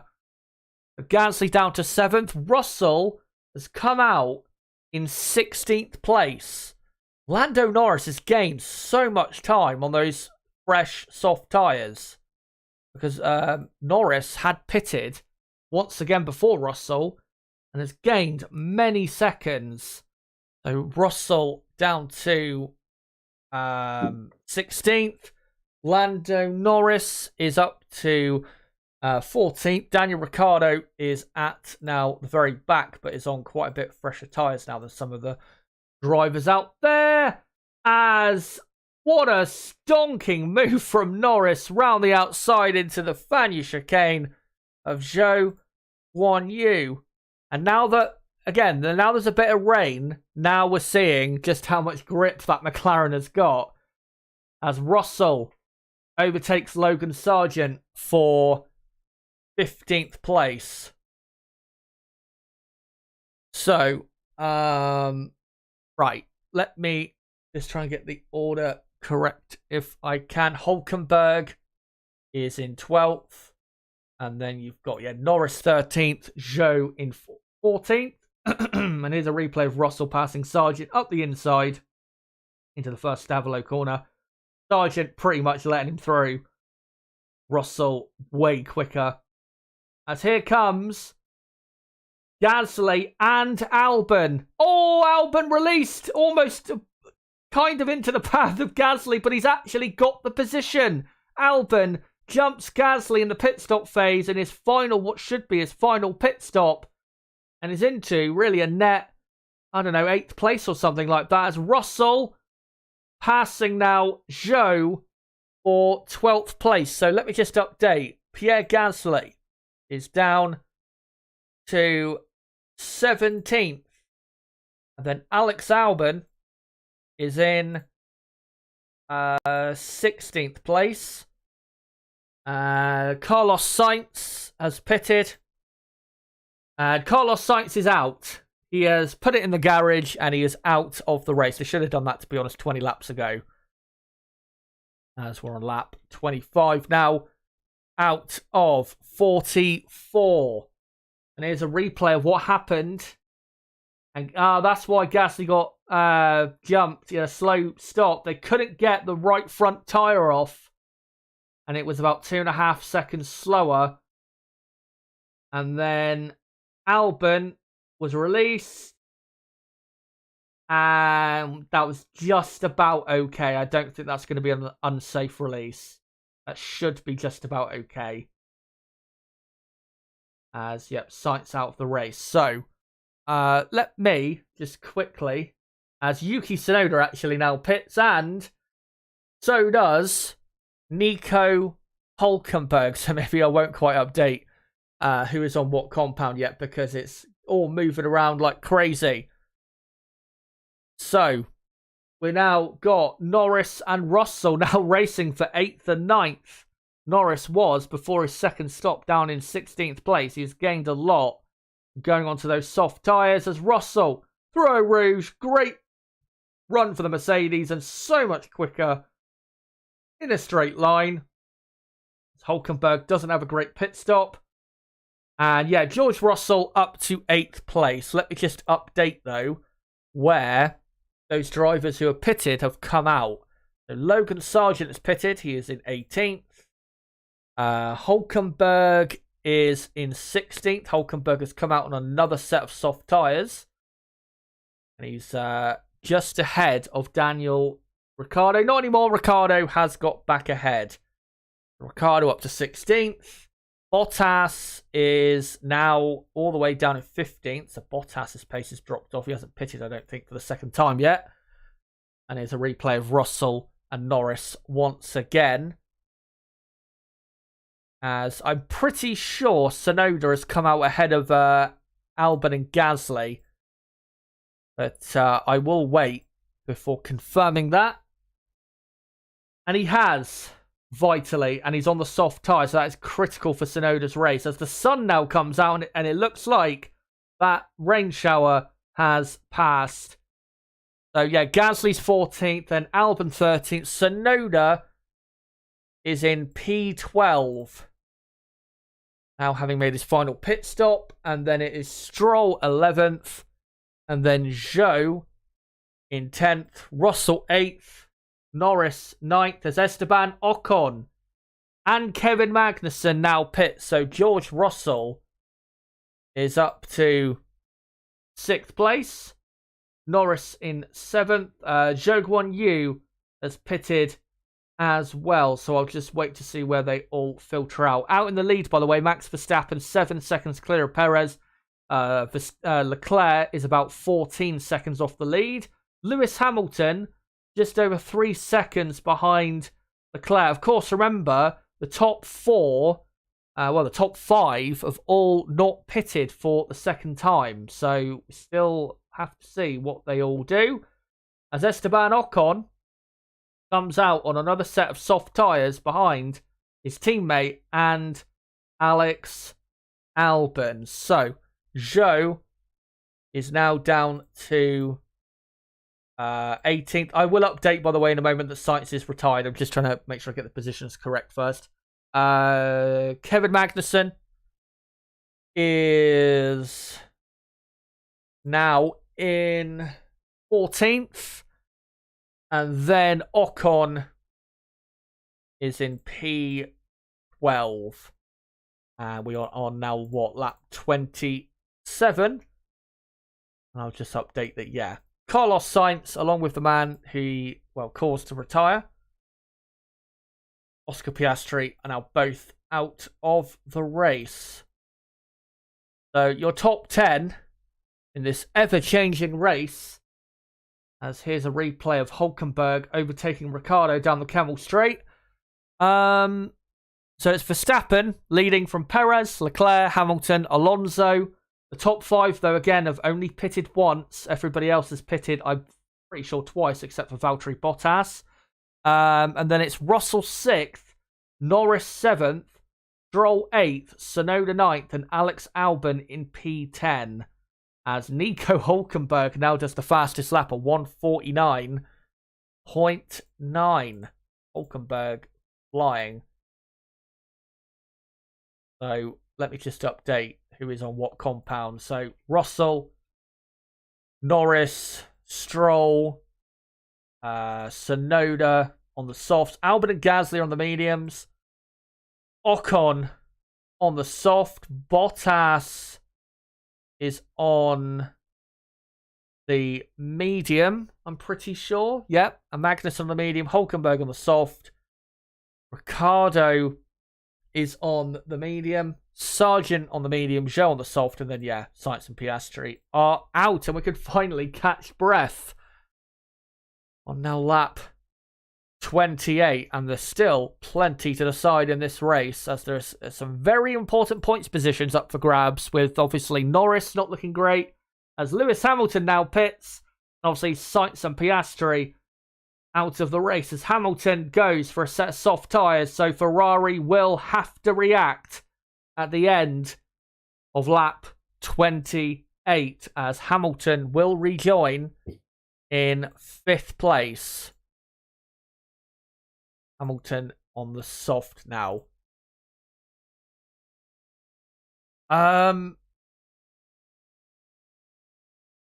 It's been a crazy race, hasn't it, Nib? It's been. It has. I mean, I've had no opportunity to speak because you're just going at 2 million miles an hour for the last 28 laps. I'm just sitting here like letting you speak because I don't want to interrupt you. Yeah, it's been. There's just so much going on. Just positions changing all the time. It's wildly different from what I expected. Max fucking off. Yeah, he's nearly 9 seconds clear now of Perez, and we're just looking on board of Pierre Gasly, who's not too far behind Albon, who's now within a second of Yuki Tsunoda, interestingly. That's a really good fight to look out for, Tsunoda, Albon, Gasly for the points-paying positions. Obviously, we've got Hamilton and Leclerc, the fight for 3rd, to look out for. That's when on lap 29. The other fights to look out for the rest of this race is Lando Norris. Can he hold on to a points-paying position as Leclerc comes in? And also, can Stroll stay in the top 10? And what will happen between Tsunoda, Albon, Gasly, and Ocon as well, who is only a second behind Gasly, as Leclerc, slightly slower pit stop, goes onto the soft. And Hamilton right up behind Alonso. And I think has been held up just a bit too long. He gets a brilliant exit though on Alonso. Been held up just a bit too long. And Leclerc has kept the position. So Leclerc is still 3rd on the soft compound tyre. Hamilton now will be under pressure from Alonso going into Les Combes, but Hamilton keeps the position as Leclerc. I'll tell you what. Go on. I'll tell you what has made this race pretty good today is that there's been lots of pit stops and not just your boring one stop. I mean, we've barely seen the hard compounded tyre used today. Lots of the soft and the medium tyre. It's been great. Yeah, that's actually. I mean, I know that obviously a couple of races before this weren't that great when it came to the tyres and interest when it came to that. But with the new Pirelli construction, the soft tyres and the softer tyres are able to, or the life of them are able to be extended a bit longer than they were before. And it means now that they can actually use the soft compound tyre as a viable race tyre, and that's what's helping. Yeah, getting these two-stop race here today. As Sergio Perez pitting for a set of soft tyres, he will rejoin comfortably in 2nd, as he's got about 22-second gap over Leclerc. Hamilton has dropped well over a second behind now Leclerc, and to be fair, unless Lewis Hamilton produces an amazing final 15 laps, I'm pretty sure that Charles Leclerc will finish in 3rd place. As Fernando Alonso now pits and should rejoin at worst just behind George Russell, who will probably just quickly pop up to 5th place as Alonso has a decent pit stop and Verstappen now told to box. So right, Hamilton is up to 4th and Perez and Hamilton, of course, are on the soft, and Alonso has actually rejoined in 5th place and is heading for a comfortable 5th. Great drive from Alonso, really ringing out absolutely everything he can from that car and getting an amazing result. This would be 5th place. I thought Aston Martin had literally zero chance of a 5th place finish, but this would be something special. As Alonso says on the radio, good job, thank you guys. But yeah, we'll see if his teammate a bit further behind can hang on to score some points. As here comes Max Verstappen for his final pit stop of the Belgian Grand Prix for another set of soft tyres. And brilliant pit stop, 2.3 seconds. And Max just under 15 laps away from winning his, what would it be? 8th win in a row, I think it is. And at this rate, as Esteban Ocon has passed both his teammate and Alex Albon, and Ocon now into the top 10. Ocon on the soft tyre, Albon and Gasly on the medium. So brilliant there for Ocon to get into the top 10. Yeah, Max, if he does win today, then all he has to do is win his home race this time next month, and then a week later, the Italian Grand Prix, and he will hold the record for the most wins consecutively by any Formula One driver. Record currently held, of course, by Sebastian Vettel, who won 9 in a row at the end of 2013. As we just saw a shot of Oscar Piastri in the McLaren pits. A shame for him, because he'd probably be right up there in 7th, 6th, something like that, but contact made on the first lap. It's funny, he's probably only re-emerged out of his little area back in the paddock because it started to rain in England at the cricket. He almost certainly would have been watching that. Yeah. Quite funny. As, what do you call it? I think we were just seeing there Gasly getting a bit close to Albon. Important to remember with Gasly, he has pitted one less time than pretty much everybody else. And, yeah, Gasly has had a good race, but at the minute, he's not heading for a point, despite having a good race. Obviously, the start he had really did not help, where he went down from 12th down to, I think it was 16th place. But there's still positions to fight for, and you never know what could happen in these final 13 laps. It's Max Verstappen, nearly 10 seconds clear of Perez. Hamilton, 2.5 behind Leclerc. Lance Stroll is very slowly catching Lando Norris. Yuki Tsunoda, not sure if he is catching Stroll. Ocon, I think, might be catching Tsunoda, but just very slowly. Still, Nico Hülkenberg as the fastest lap of the race. As team radio there for Max saying, used a lot of the tyre on the outlap, and I couldn't see quite the rest of it. As Lewis Hamilton has brought the gap down to 2 seconds, yeah. Yeah, Hamilton now down to 2.1 seconds. And now 2 seconds. So Hamilton trying to put a fight on for that final podium position as the Gasly-Albon fight continues. Of course, 2 ex-teammates of Max Verstappen. GP told that Max he was not sure that was so sensible. Oh, using the tyres up so much.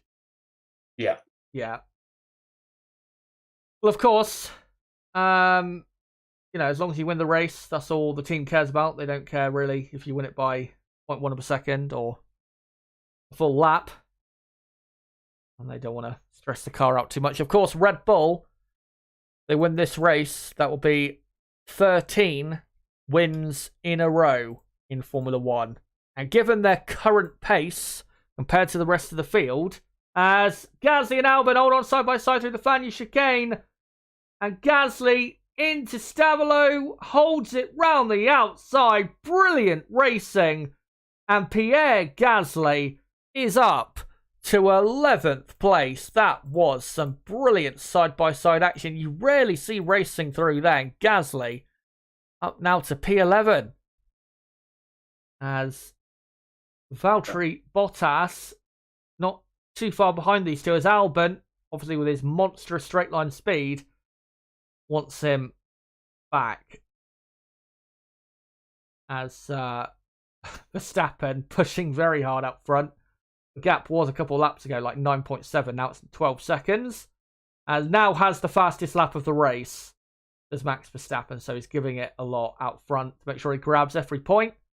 And I did see on Twitter earlier today, I think it was, that at this rate, Max is on course to win the championship in the Qatar Grand Prix sprint race, which is in the first week of October. Correct. As Alex Albon, here he comes back at Gasly. Gasly forces his way back up the inside, though. Rear end jockeying around a bit, and Bottas in the background having a look. As now this three-way fight for 11th intensifies as Zhou passing Sargent for 17th place. I've just seen in the background. I just want to ask Snip, because I mentioned it at the start, but I've not mentioned it much as of late.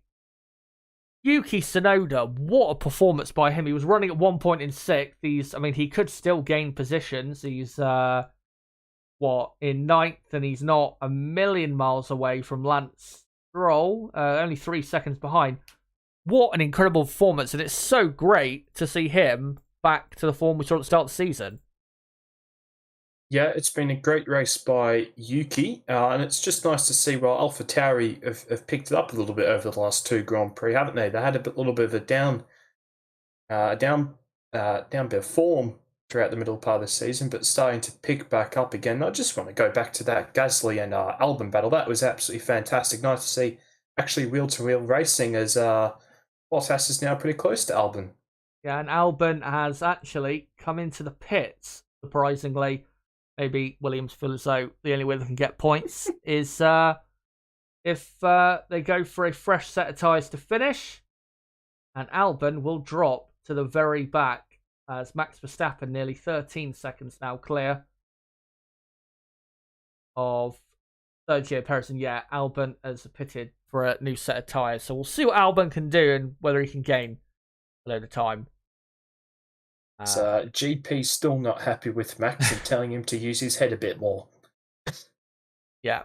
One thing they don't want to see when they're so close to the race win, and obviously the race win is, as Max saying, I could also push on and we do another stop, a little bit of pit stop training. And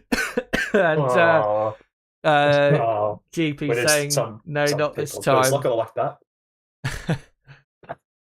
As Albon is on the soft tyre. But this is what this is what Verstappen loves to do. He doesn't want to just win a race, he wants to absolutely hammer the opposition like he did in Hungary. He's not going to hammer the opposition as hard as he did in Hungary, but he's still going to hammer them pretty hard. As Charles Leclerc, slightly closer to Perez, 3.7 seconds. Lewis Hamilton, still 2 seconds, now just under 2 seconds behind the Ferrari. So that fight is not quite over, but still going to take something special for Hamilton to take 3rd before the end. We've got about 10 laps to go. And let me just update He was on what compound quickly. Hulkenberg out there on the soft.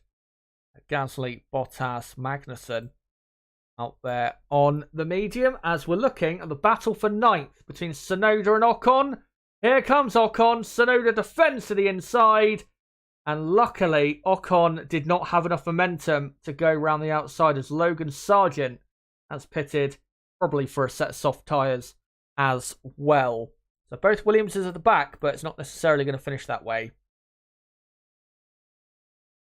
And we are on lap 36 out of 44. As Ocon continues to harry. Tsunoda.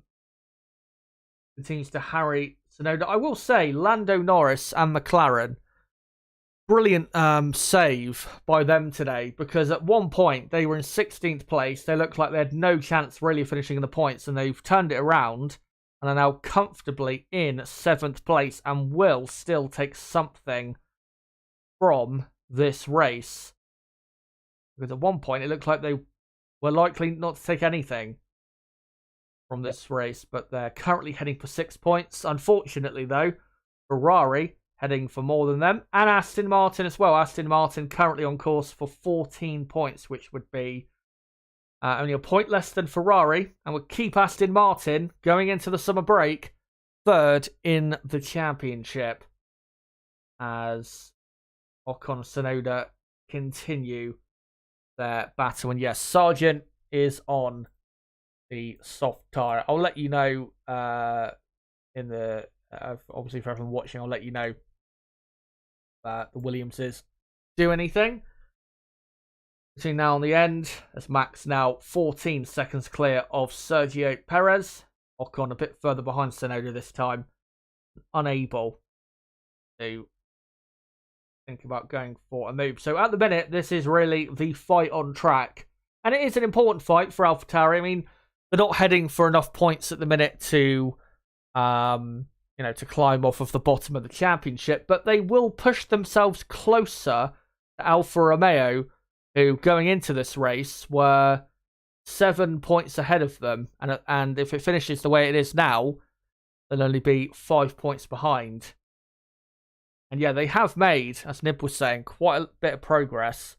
They brought a lot of upgrades in the last 2 or 3 races, especially to the rear wing, try and cut down on their drag, and definitely are quicker than they were back at Austria and Silverstone, which is good to see. And because they're bottom of the championship, of course, they do have the most wind tunnel time for the rest of the year if they want to, or if they can, use it up to continue developing this car, try and make sure they don't finish last in the championship. As here is visor cam of Daniel Ricciardo in 15th in a Alfa Romeo sandwich, and he is chasing down Hulkenberg for 14th place, of course, his old teammate back at Renault 4 years ago. And it's he's been stuck behind a Haas basically the whole entire race today. Yeah. I mean, the qualifying really costing Daniel today. Yeah. If he had started where Tsunoda did, I think Ricciardo, there's a good chance he would have been in the points today. Not to take anything away from Tsunoda, of course, but clearly AlphaTauri have been, decently quick today. But still, good performance nonetheless. And I'm sure that coming up soon, there will be a Grand Prix where Ricciardo pulls off, obviously a great qualifying and can not get, punted off at the start or whatever, and can execute then a great race result.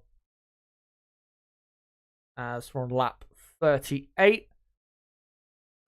And yeah, we've still got a couple fights out on track. This fight for 14th and the fight for 9th between Tsunoda and Ocon, as the man who punted Ricciardo off the track in Hungary is right behind him. Let's hope he doesn't do it again, as Carlos Sainz is there in the Ferrari pits, and Carlos Sainz will be, at the end of this race, if it finishes this way, be going from 5th in the championship down to 7th behind Leclerc, who I think will go up to 5th, and then Russell will be in 6th.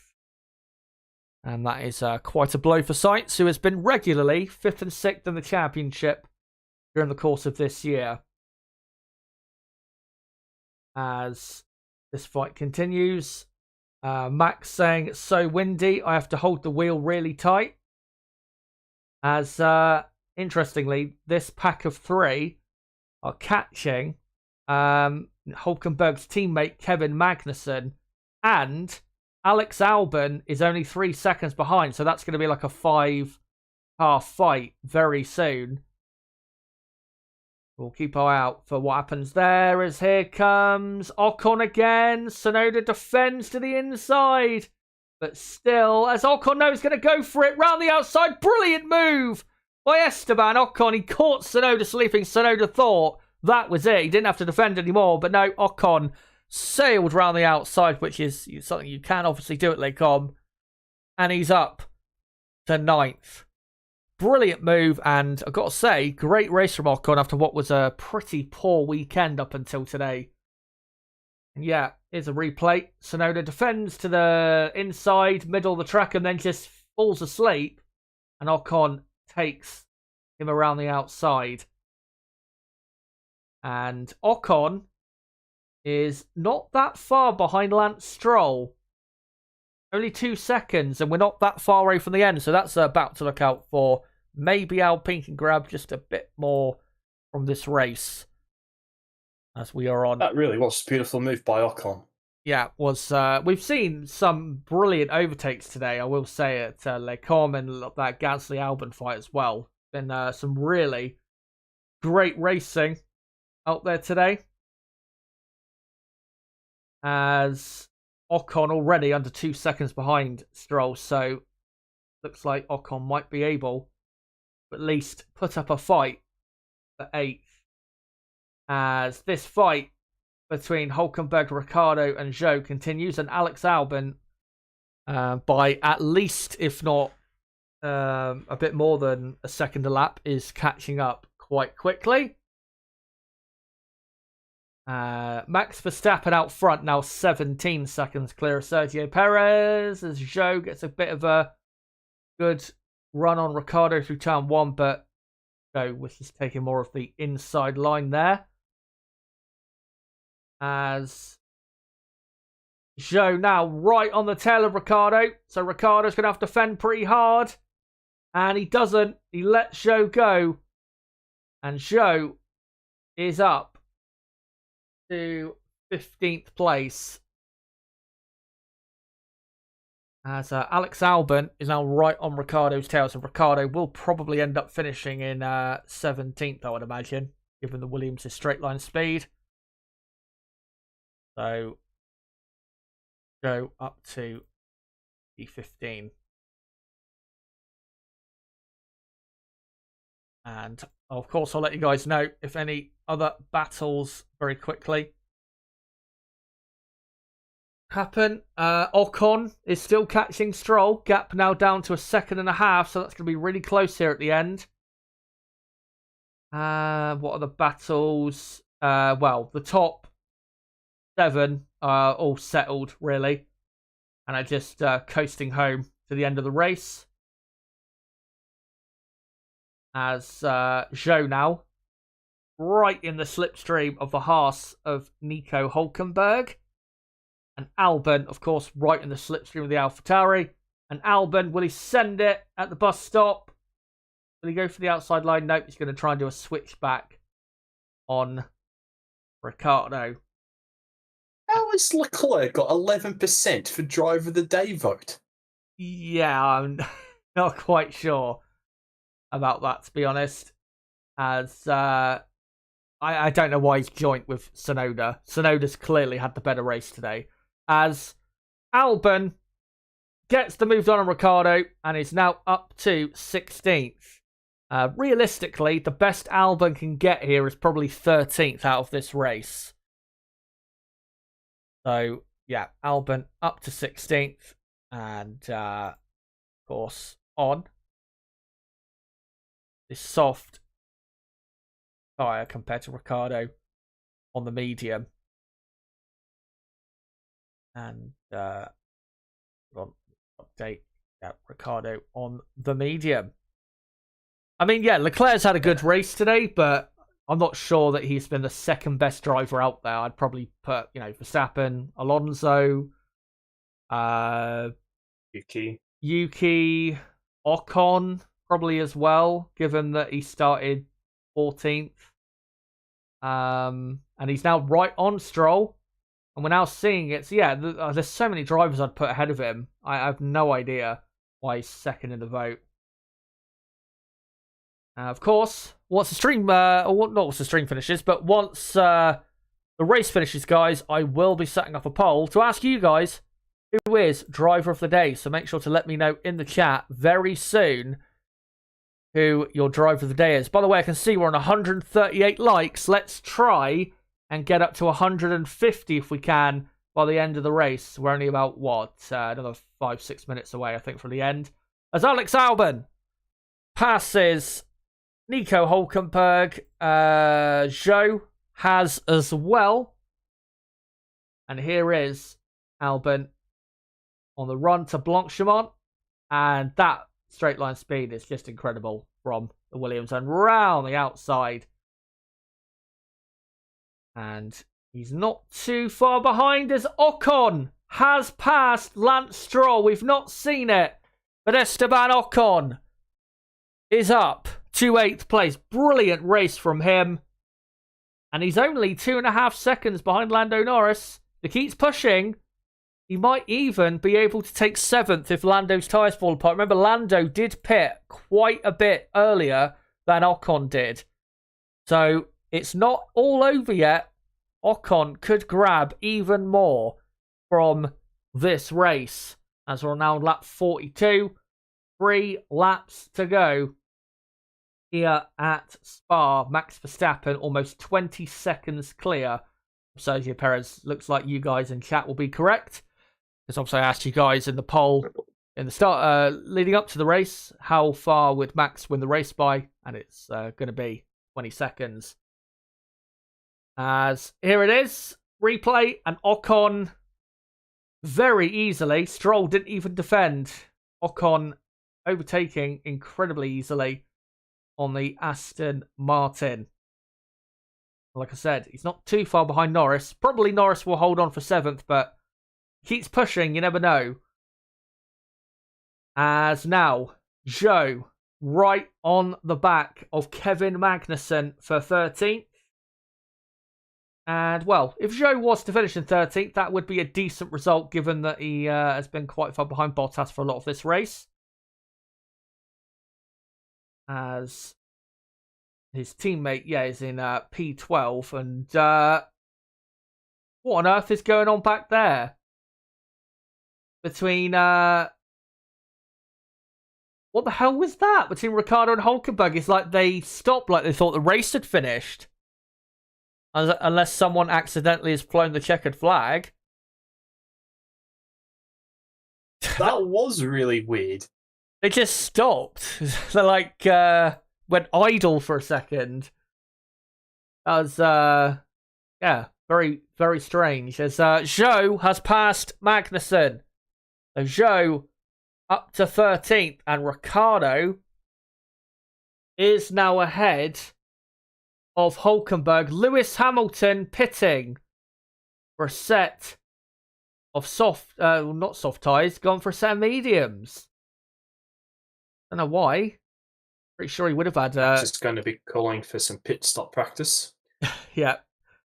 I'm not sure why Mercedes gone for a medium set. I'm pretty sure they still have a soft set available that they could use for fastest lap, but there you go. As Ricciardo, of course, on the medium, and Hülkenberg on the soft, and Magnussen is on the medium compound tyre.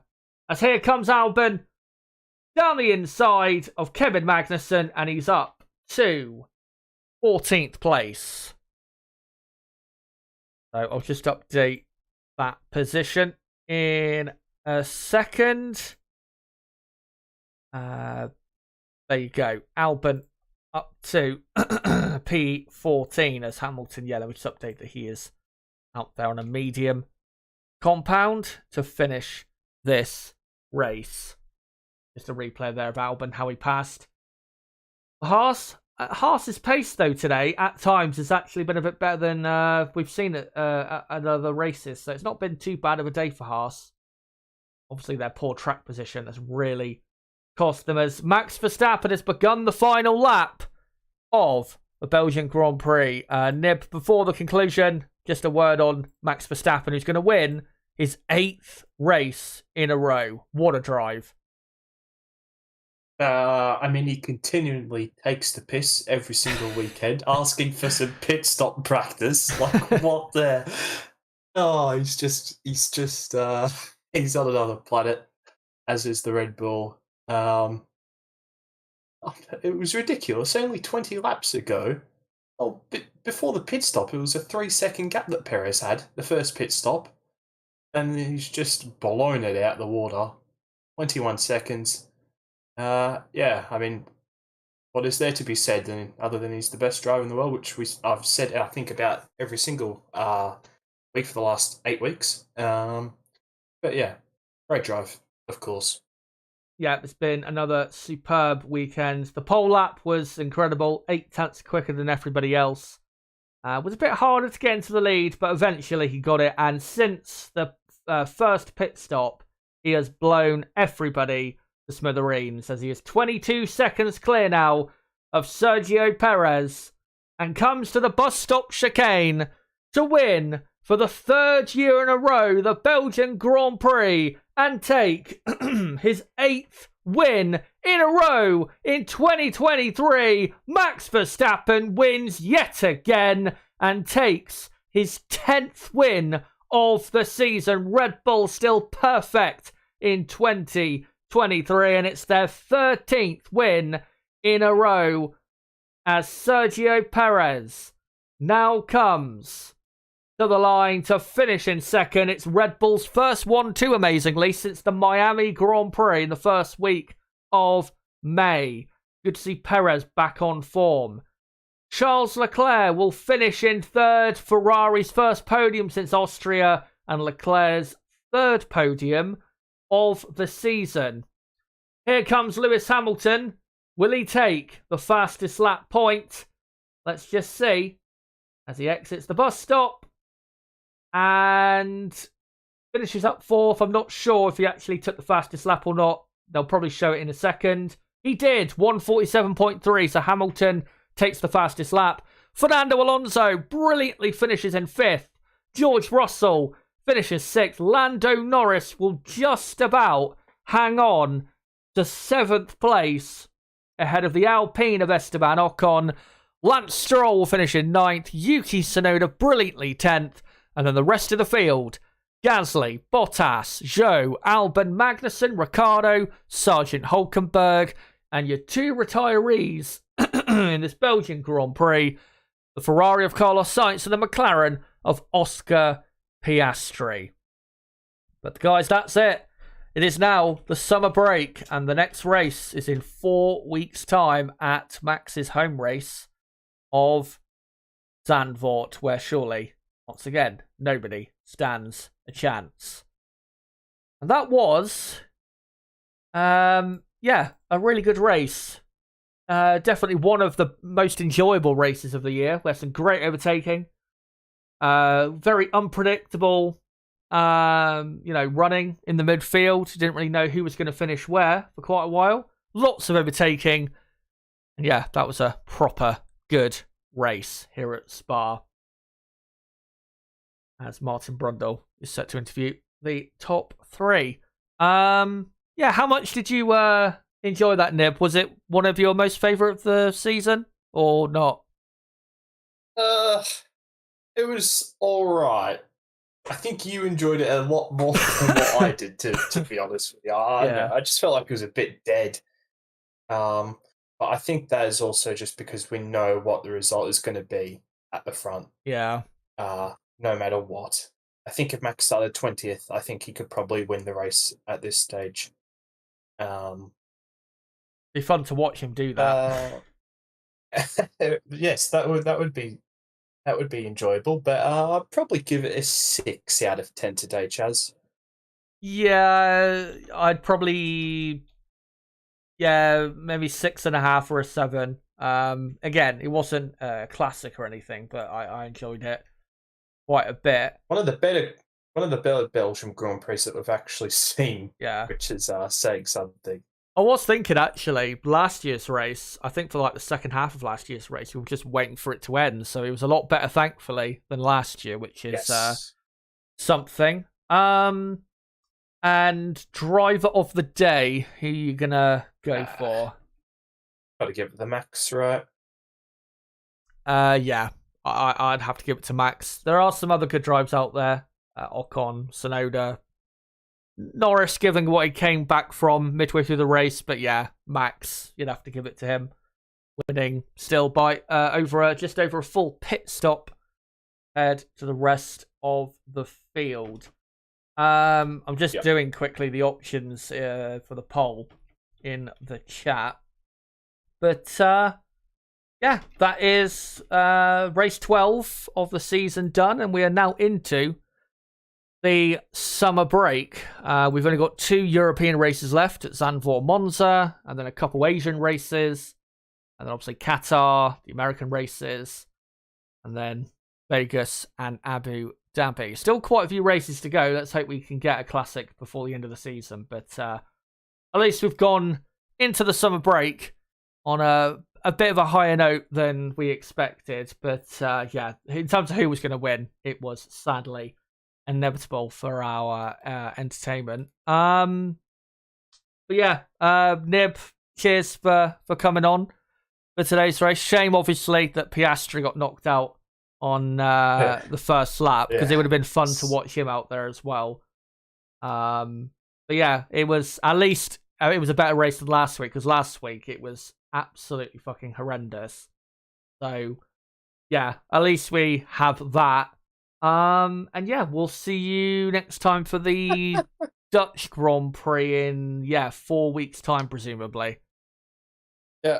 Sorry, I just read a funny comment in the chat. That was all. Yeah, thanks for having me on as per usual. And a whole month without F1, I'm actually going to quite enjoy that. Although it's a shame there's actually a lack of sport on for the next month, so that'll be slightly annoying. But yeah, thanks everyone for tuning in. I did somewhat enjoy the race, even though Oscar was taken out on the first corner. Didn't even get a chance to do anything at all. But yeah, I hope you all have a good rest of your day, everyone. And I'll talk to you later, mate. Cheers, mate. And I'll see you again. Chat to you later. Ciao. Bye. Yeah, good to have him on. Yeah, I what do you call it? I should have tried to come to him a bit more in that stream, but there was so much going on that I was trying to constantly update you guys what was actually going on the track. So yeah, unfortunately, that's why we couldn't get to him all of the time. But yeah, at least it was a more of an enjoyable race than what we saw in Hungary, which was just horrendous, to be honest, and was painfully boring.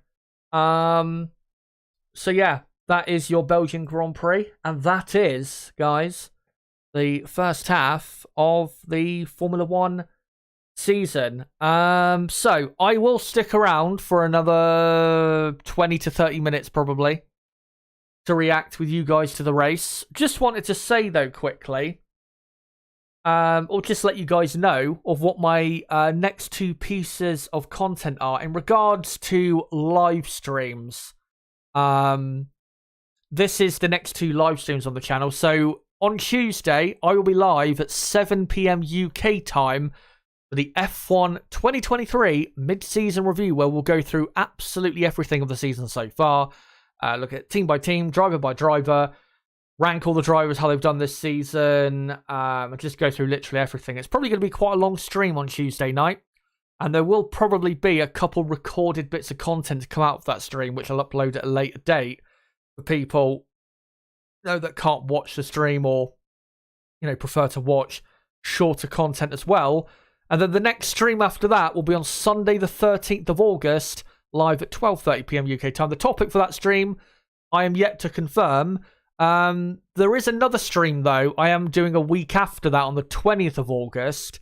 That topic will probably be, for that stream on the 20th, will probably be me previewing the rest of the season and, the fights we're going to be looking at. So I just wanted to say, in terms of content, make sure to come along to that mid-season review on Tuesday night to just go through everything about the season so far. How all the drivers have done, how all the teams have done, how the drivers have done compared to one another, how all the drivers rank so far this season. I'm going to be doing a 1 through 20 ranking of who I think's been good and not so good this season. We'll go through all of that between, or through that stream on Tuesday. The reason, by the way, I'm doing that stream on Tuesday is because I'm going to use Monday, all of Monday, to prep the stream, because it's probably going to be quite a large stream, to be honest, given there's quite a bit to go through. But keep your comments, guys, coming in the chat. I will say it's been great to see quite a bit of quite a bit of viewership today. I think at one point we were at what were we at peak? Nearly 600 viewers live. We haven't had that many viewers live for quite a while, it feels like. So yeah, been great today's stream, and obviously you guys have been wonderful as always.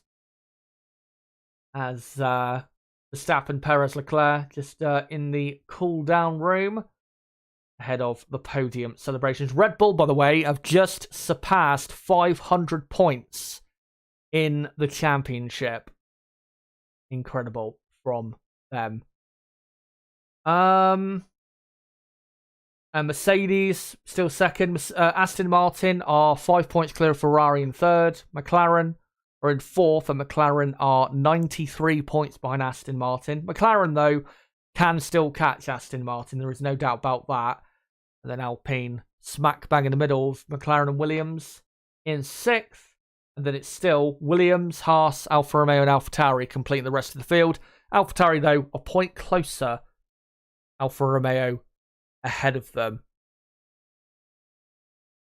But before I come to your comments in the chat, let me just quickly go team by team and touch on how I thought all the teams did today. So for Red Bull, brilliant day, another 1-2, another race win, 13th win in a row. Max Verstappen is, for me, the driver of the day.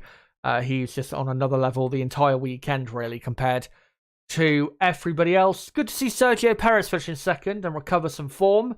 And obviously Red Bull will be very happy about that. And yeah, Red Bull are not going to be stopped, I think, probably for the rest of the season. It's going to take something quite spectacular to stop Red Bull winning all of the remaining races and winning every single race this season, which absolutely is on the cards. There is no doubt about it. Mercedes, I gotta say, quite disappointing. Lewis Hamilton and Mercedes were just not as quick as Ferrari today, which I was quite surprised by. We will touch on Ferrari in a moment because I thought their pace was actually quite encouraging to a certain extent. But given that Mercedes brought a new side pod and floor here, I know obviously we've had a lot of rain this weekend, and it's a sprint weekend, so it's not the most representative weekend. But yeah, they will be disappointed not to be on the podium here. There is no doubt about that. Hamilton, though, he did everything he could, but there was nothing he could do to ultimately get the podium. George Russell finishing sixth. Good recovery, but Russell finishing so far behind his teammate, even though Hamilton pitted for a third time, still finishing miles behind his teammate. And Russell really needs to step up his performance in the second half of the season. But 21 points Mercedes score from this race, and they're still securely in second. What a race for Aston Martin. Alonso 5th, Lance Stroll in 9th. That is 12 incredibly important points. And Aston Martin do hold on to 3rd going into the summer break. And if they can just bring an upgrade or two that can just improve their pace by 2-3 tenths of a second at least, maybe there is still a chance of holding on to 3rd after what's been really a severe drop in form in these last few races. Alonso, superb drive, doing once again what he always does, getting the absolute best out of the car, getting stuff out of the car that most people can't. And Lance Stroll, decent performance, nothing special, but at least he grabs a couple points for the Aston Martin team. But Ferrari, Charles Leclerc, good drive, not a great drive. Ferrari were quite clearly quicker than Mercedes today. And that will be very encouraging going into the second half of the season, given Ferrari do have, I think, one more big upgrade ready to go on the car, probably when we come back from the summer break, which hopefully for them will improve the car by, say, a third of a second and bring them a bit further, closer to, say, Mercedes and McLaren around higher aero tracks than this one. So yeah, Ferrari, good conclusion to the first half of the season for them. And again, good drive for Leclerc, who I believe is now up to 5th in the championship.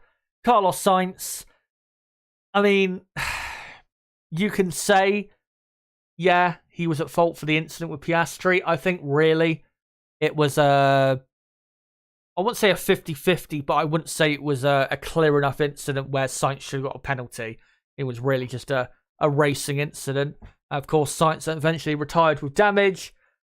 Nothing he can really do. And yeah, a shame there for Ferrari not to score a few extra points. But yeah, encouraging race, an encouraging race weekend for the Ferrari team as they now look to possibly improve their car enough to maybe put up a fight against Red Bull in the final few races of the season.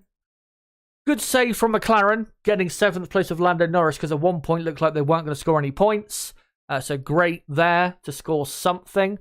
But this is really a poor weekend, I would say, for McLaren. I know, obviously, the great sprint race and qualifying was decent, but they really got it wrong with their downforce level. If they had gone with the proper Spa downforce level that really most people went for, McLaren would have been a lot better today. And Lando probably would have finished in 5th place rather than 7th place, at least for McLaren. So yeah, bit of an off race for McLaren. Shame about Oscar Piastri retiring from the race, but clearly damaged his front left suspension, or front right suspension, I think it was, on his car. So shame about that, but McLaren, as we know, are now here to play with the big boys. And yeah, at most tracks remaining on the calendar, they will be a force to be reckoned with. And they are not done either with upgrading their car. Esteban Ocon for Alpine, really great drive, finishing in 8th. Remember, he started 14th, wasn't having a good weekend, but that was a really great performance as Ocon sends Otmar Safnauer and Alan Permain away with at least something to be satisfied with, as both the team principal and sporting director now depart the team. Pierre Gasly had a decent drive. Really, though, I think Gasly cost himself a points finish by having a poor start. If he had a better start, I think Gasly probably would have ended up nicking the final point at the very least. But yeah, great drive from Ocon, and good for Alpine to score a few more points than expected. Williams, I mean, their pace was good, but I think the main issue was they were just wearing their tyres out way too much compared to other teams. And, I mean, despite them being able to overtake quite easily today with their monstrous straight line speed, it wasn't enough for them today, which is sad. I will say, though, if they had started a bit higher on the grid, which they normally would have if it was a bit more of a dry weekend, I think Albon probably would have finished in the points, even though, yeah, of course, he had a great start and he was up into the points anyway after the first lap. If he had a bit of a better, starting position, probably would have nicked a point or so from the race. So disappointing not to score a point, but they are still 7th in the championship. So no issues there. Haas had a decent race. Their pace actually wasn't too bad compared to the other teams, compared to how their race pace has been really this season. But yeah, still no points for the team. Alfa Romeo, Valtteri Bottas I thought had a good drive in P12, not too far away from Yuki Tsunoda, who scored the only point for AlphaTauri. So yeah, good drive for Bottas. Zhou had a good end to the race, but Zhou really had a poor weekend overall. But Alfa Romeo, once again, go pointless. And AlphaTauri, yeah, are on to now 3 World Championship points for the season. Yuki Tsunoda, brilliant drive. One of the drivers of the day, there is no doubt about that. And a truly superb result. And let's hope AlphaTauri can keep delivering this for the second half of the season, with their car definitely having improved since first half of the year. There you go, guys. That is my reaction, really, to the race. And now I'm going to read out a load of comments from you guys. And I will still stick around for quite a few minutes, so I'm not going anywhere just yet. Right, let's see what you guys have to say. Mike Race says, good job today, excellent podcast today. Thank you.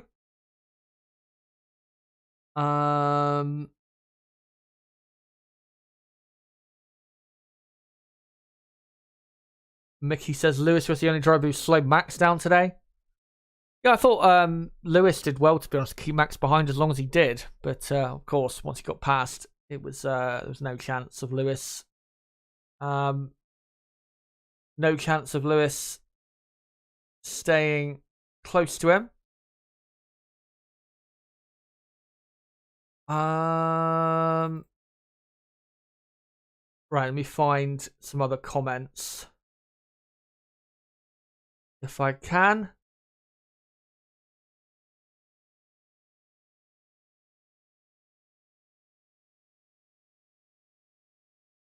Eugene Kelly says Lewis has his teammate plus Ferrari and Red Bull challenging him all those years. Max has no one, and you all respect that. What years are you talking about, though, when you say all those years? I'll be curious to hear what years you're talking about.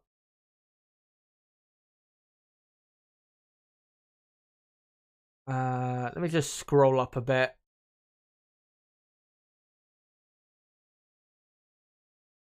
Dane saying the sprint races of the last two was amazing in Austria and Belgium. Maybe they should give sprint races another chance. They were only interesting because of the rain. They weren't interesting because of the format. That is for sure. Samsung won't can't Paris win a race because he's not as good as Max Verstappen. Simple as that.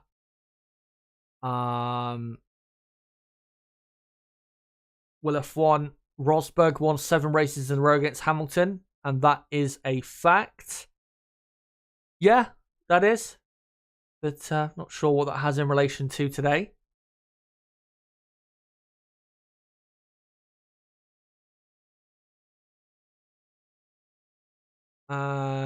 I think probably I need to scroll up to earlier in the chat to get some context behind some of these comments.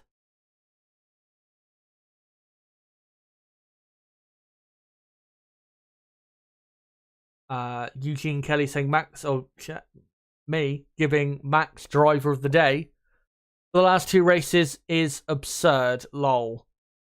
Well, give your reasons why he wasn't driver of the day. The reason I gave him as driver of the day is because he wasn't just quicker and better than Perez, but he destroyed Perez. Destroyed him in Hungary, destroyed him here, and obviously here he started 6th. So, you know, have to give him driver of the day.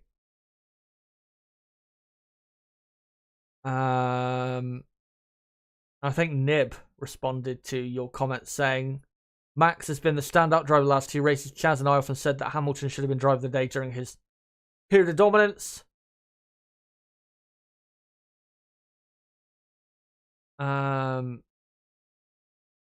Will F1 Gaming saying, I'm sure you were creaming yourself when Hamilton was beating terrible Bottas 30 seconds every race.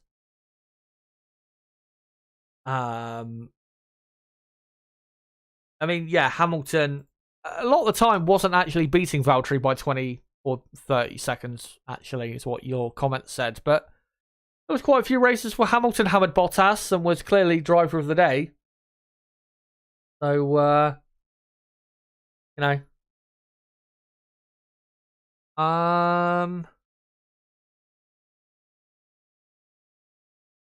Eugene Kelly says, no, Hamilton never won 7 in a row because he actually had competition. That's what I've been saying. I mean, that's true, but everybody else who has won 7 in a row has had competition. I mean, you may say Max hasn't, but his teammate is still competition. And we saw at the start of the season, Perez was a bit more competitive with Max than he is now. So, you know, I'm not saying Lewis, what do you call it, should have done better than winning 7 in a row, given the cars he drove. But, you know, let's not pretend like it was impossible for Hamilton to win 8 races in a row, or maybe even 9 races in a row in his career. I mean, winning that many races in a row, period, is a hard thing to do. No matter what car you're driving. There's so many things, you know, have to go right for you to, I mean, you know, when to finish the race and win the race, of course.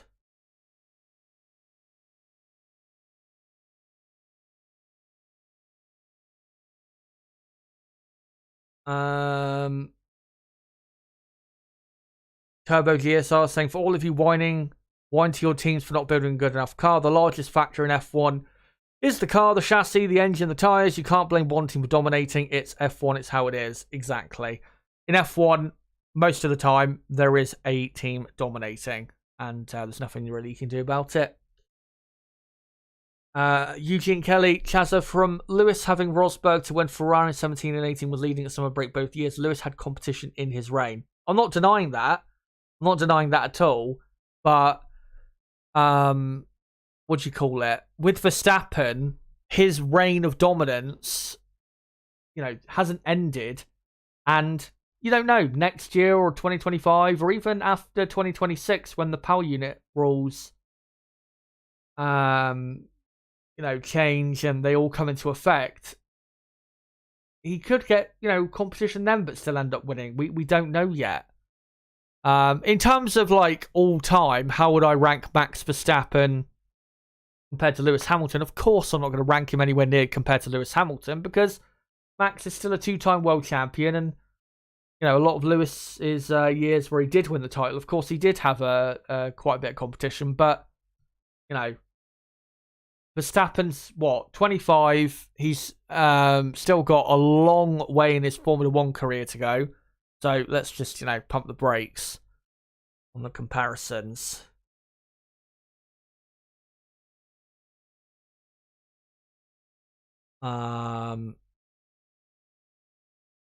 Eugene Kelly says, my reason is he didn't do anything special. Max did what he should be doing. What's great about that? Even when Lewis was winning by big margins, he was never driver of the day. Just because Lewis was never driver of the day doesn't mean he wasn't the best driver that day, and you know, doesn't mean he that, you know, Hamilton did not deserve to be driver of the day. I'm not saying Hamilton did not deserve back then to be driver of the day. I don't think anyone really is saying that. But then again, with your comment about Max saying Max did what he should be doing. What's great about that? You can say the exact same when it comes to Lewis Hamilton when he dominated, back in like 2019, 2020. You could say the same about Michael Schumacher, Ayrton Senna. You could say the same about so many drivers. What's special about winning in the best car? It's not just about winning in the best car. There's a difference between winning in the best car and then winning by an absolutely gigantic margin, which is not all explained by the car. Ferrari back in the early 2000s, they had a great car, but a lot of the dominant gaps they had over the field was the car plus Michael Schumacher. I mean, there was one race, and I know the Benetton car in 1994 was not the most legal car in the world, but there was a race where Michael, I think in Brazil, he lapped the entire field. Now, yeah, the Benetton car, that race was the best car, but clearly lapping the entire field is a bit more than just having the best car, isn't it? That's the point. There's a difference between winning by a few seconds and winning by 20 plus or 30 plus seconds. There's a difference there. And, Lewis had races where he won by 20, 25 plus seconds and was clearly the best driver in the field that particular day. I don't think there's that many people denying that. And to be honest, the official driver of the day votes, let's be honest, they're more of a popularity contest than anything. So, our vote, I'd like to imagine the vote I do in my chat is a lot more of a, representative vote of actually who, of actually who was the best driver today. But yeah, the official drive of the day vote, again, it's a lot more of a popularity vote than anything. But yeah.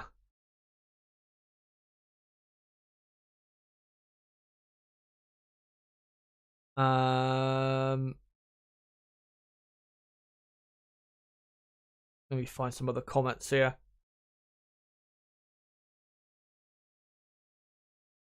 If I can. There seems to be quite a bit of debate after this race, which I'm surprised by, to be honest. Crown Tiger saying, Max got a rocket car, nothing more. Something isn't right with that Red Bull car, and the FIA doing nothing. Cheaters. You've literally got no evidence. You could literally say the same about the Mercedes car 3 years ago, and you'd have as much evidence now as you would then, which is, absolutely zero. Turbo GSR saying Technical Directive 39 was pushed by which team? It wasn't Red Bull. True. That is true. It was definitely pushed by a certain German racing team who, it didn't actually slow Red Bull down. It definitely hurt Ferrari to an extent. Not massively, but definitely hurt them, again, to an extent.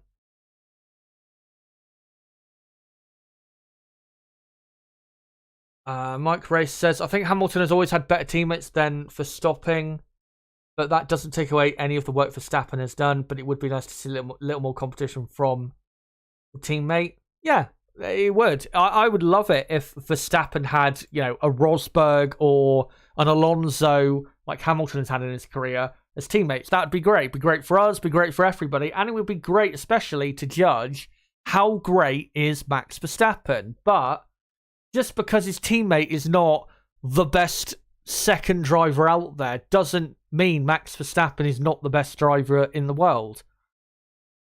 I mean, you could say the same thing about Michael Schumacher. Michael Schumacher, all of his teammates were just slaves, essentially, to him and the team. Verstappen, Jos Verstappen, Max's father, Leto, Herbert, Irvine, Barrichello. Again, they were just absolute number two drivers. not to challenge Schumacher, and they never really could. But Michael was still the best driver in the world by a country mile back then. Not saying Max is the best driver in the world right now by a country mile, because the competition in Formula One is a lot higher than it was in like the late 90s or early 2000s, where you only had really two great drivers on the grid, Schumacher and Hakkinen. Everybody else was, good drivers, but not really great drivers. So, yeah. Mickey, any more news on teams going with the cost cap? Still, the rumour is that it's Red Bull, Aston Martin and Mercedes, but we haven't heard any new significant news.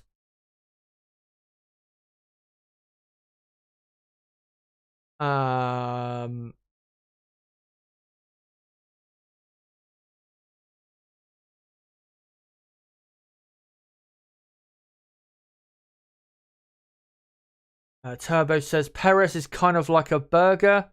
A Gerhard burger, he means, not like food. Maybe even less so.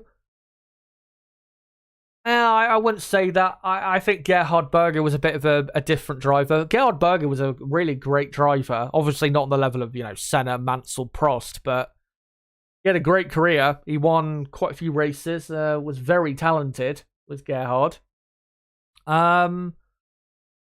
With Perez, I'm not sure what number 2 driver I'd necessarily compare him to in F1 history. In terms of how good he is, he's definitely not as good as Valtteri Bottas, when he was, Hamilton's number 2. Bottas was quicker, definitely a lot closer to Hamilton than Perez is to Max a lot of the time. Barrichello, I thought, was pretty good. I think Perez is probably closer to like the Eddie Irvine type of number 2 driver. And that's not, by the way, a criticism, because Eddie Irvine was a very good driver. I know obviously nobody likes him because he just talks shit, but Irvine had a brilliant F1 career. Nearly, of course, won the championship in '99, even though he needed a lot of McLaren mishaps to even have a hope of that happening. But Perez to me is more of the like Eddie Irvine type of number 2, where he's not an aggressive driver, but he's a solid number 2 backup, which Irvine was to Schumacher. And again, that's not a criticism, because Irvine had a great career. He had a podium for Jordan, couple really great podiums for Jaguar after he left Ferrari at Monaco and Monza. So, and that is not a criticism. Irvine was a really good driver. Let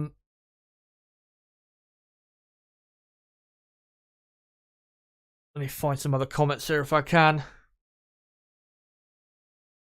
Crystal Racing, sorry. Says Barrichello, Coulthard, Webber, Bottas, and older Kimi were clear number 2s. They were there to keep the team happy and tranquil, even if they hated it.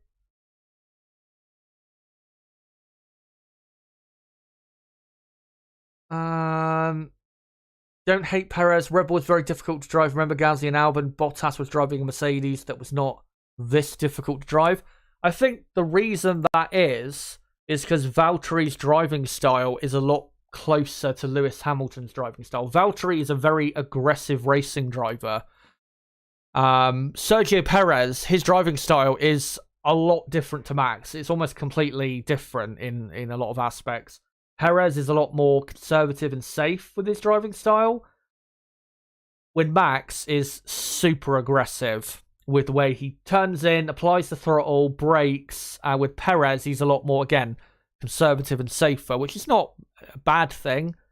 But yeah, they're just completely different drivers. But with Max, in terms of like, he's not had a teammate since Ricciardo that's been competitive with him. It does remind me of, back when Michael Schumacher, was at Ferrari or even at Benetton. His teammates would have, a horrible time with the car, because the car was not only set up for Michael, but the teammates Michael had driving styles that just were nothing close to what Michael's driving style was, which was super aggressive and very physically intense when, other teammates he had maybe weren't as intense behind the wheel.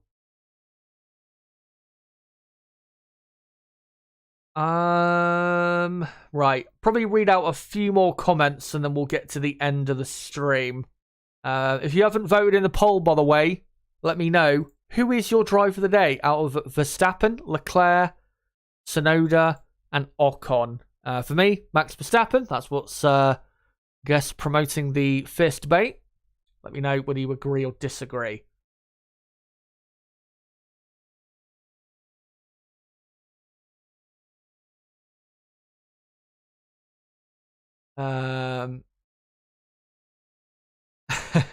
Nib saying Webber on Bridgestone's clear of Fraudas and Perez.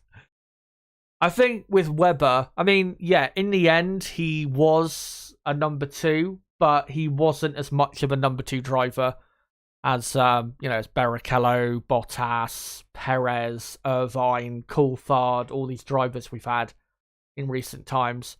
And I think people really forget just how great Mark Webber was. He was insanely quick. Remember, going into the final race of 2010, he was second in the championship and was only a few points away from the lead and had a great chance at winning the 2010 World Championship. If it was really just 2 races that cost him, which was obviously Korea and then the final race in Abu Dhabi. If he scored, if he had finished on the podium in one of those races, he would have ended up probably world champion. If he finished on the podium in one of those races, he probably would have stayed in Korea, and he would have took the championship just about. So I think people forget just how great he was. And yeah, going into that final race in 2010, Mark Webber was ahead of Vettel, who of course went on to win it in the final race. And Mark was only 8 points behind Fernando Alonso going into the final race. So, yeah, it's a bit disrespectful to class Webber as a clear number 2 driver, because even Sebastian Vettel, I think, has admitted this, that Mark was more than just that. Don't say the K word, fuck's sake.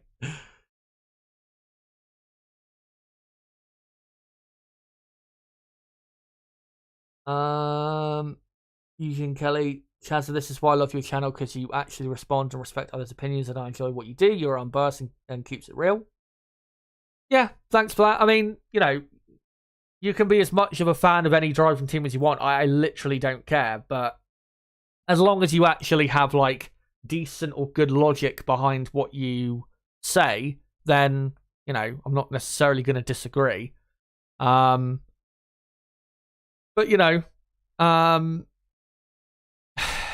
obviously the online spaces, when it comes to Lewis fans, Max fans, it's been very toxic since 2021, and it's it's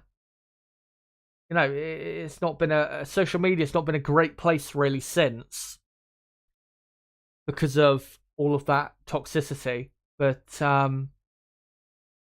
yeah, on this channel we like to have reasonable debate and not say absolutely wild, insane, psychotic things which literally make no sense. Because some of the takes I see on Twitter, for example, I mean, the people should be put in an asylum for how stupid they are. So yeah, you guys in chat, even if you say things I disagree with, trust me, I have seen a million times worse. Astro Stevo, good to see you, mate. Says Yuki drove the day, but not much to choose from. Tsunoda in the worst car, but managed to get it into the points today. Got the most out of its machinery today. True, great drive from Tsunoda. Crystal Racing saying Lewis fans versus Max fans has sadly gone beyond the sport. However, with real life issues coming into it, yeah. Well, those people on Twitter, again, they're just absolutely insane. And the quicker they delete their Twitter accounts or social media accounts, the better. Because I mean, not all of them are toxic. There are some Hamilton fans which are reasonable. There are some Max Verstappen fans which are reasonable, but a lot of them are just, again, absolutely insane, and they ruin the image of those fan bases, which is a shame. Eugene Kelly says, Chaz, I've been following your channel since 2018. You've never changed. Yeah, I've always been keen to, not be, shutting down debate. I love, open, free debate. But, yeah, as long as, obviously, it's an open, free debate with no, just insults and just disgusting behaviour. No problem. Whatever, your F1 opinions are. As long as you, just don't do it in a way where it's like, personal attacking. Anyway, let me read out one final comment from Eric, who asks, do you think Oscar Piastri could eventually challenge Max for a championship? He is young and is looking promising. Yes, but it depends not only on, obviously, having a good enough car, it also depends on who his teammate is. Because if it's Lando Norris, it's hard to say whether he will or not. And Lando still, for me, is obviously the better driver compared to Piastri. I mean, Piastri is not at his best yet. Piastri will get better. So this is not who Piastri is. He's got a bit of time still to improve. And I'm sure he will improve. But yeah, absolutely. He can win a championship. But again, at the minute, I'd say, dependent on who his teammate is and what car he's driving. If he was in, say, the McLaren or a Mercedes, and he was, the clear number one driver, and the car was equal-ish to Verstappen, if not a tad better, yeah, why not? Why not? But again, Oscar Piastri is, he's not the finished article yet. He's, if you look at Lando Norris, I know Norris came into Formula 1, I think, a bit younger. Because Oscar, let me just see how old he is. Oscar's 22, and when Lando came into Formula 1, he was, 19? And then ended the year 20 years old. By the time Lando got to 21, say, years old, that's when Lando transitioned from being a good driver to a consistent, great, one of the best drivers on the grid type of driver. So, yeah, let's give Piastri a year or two and see, what improvements he makes. Of course, what decides whether you're going to be a top driver or not is consistency. And with Oscar,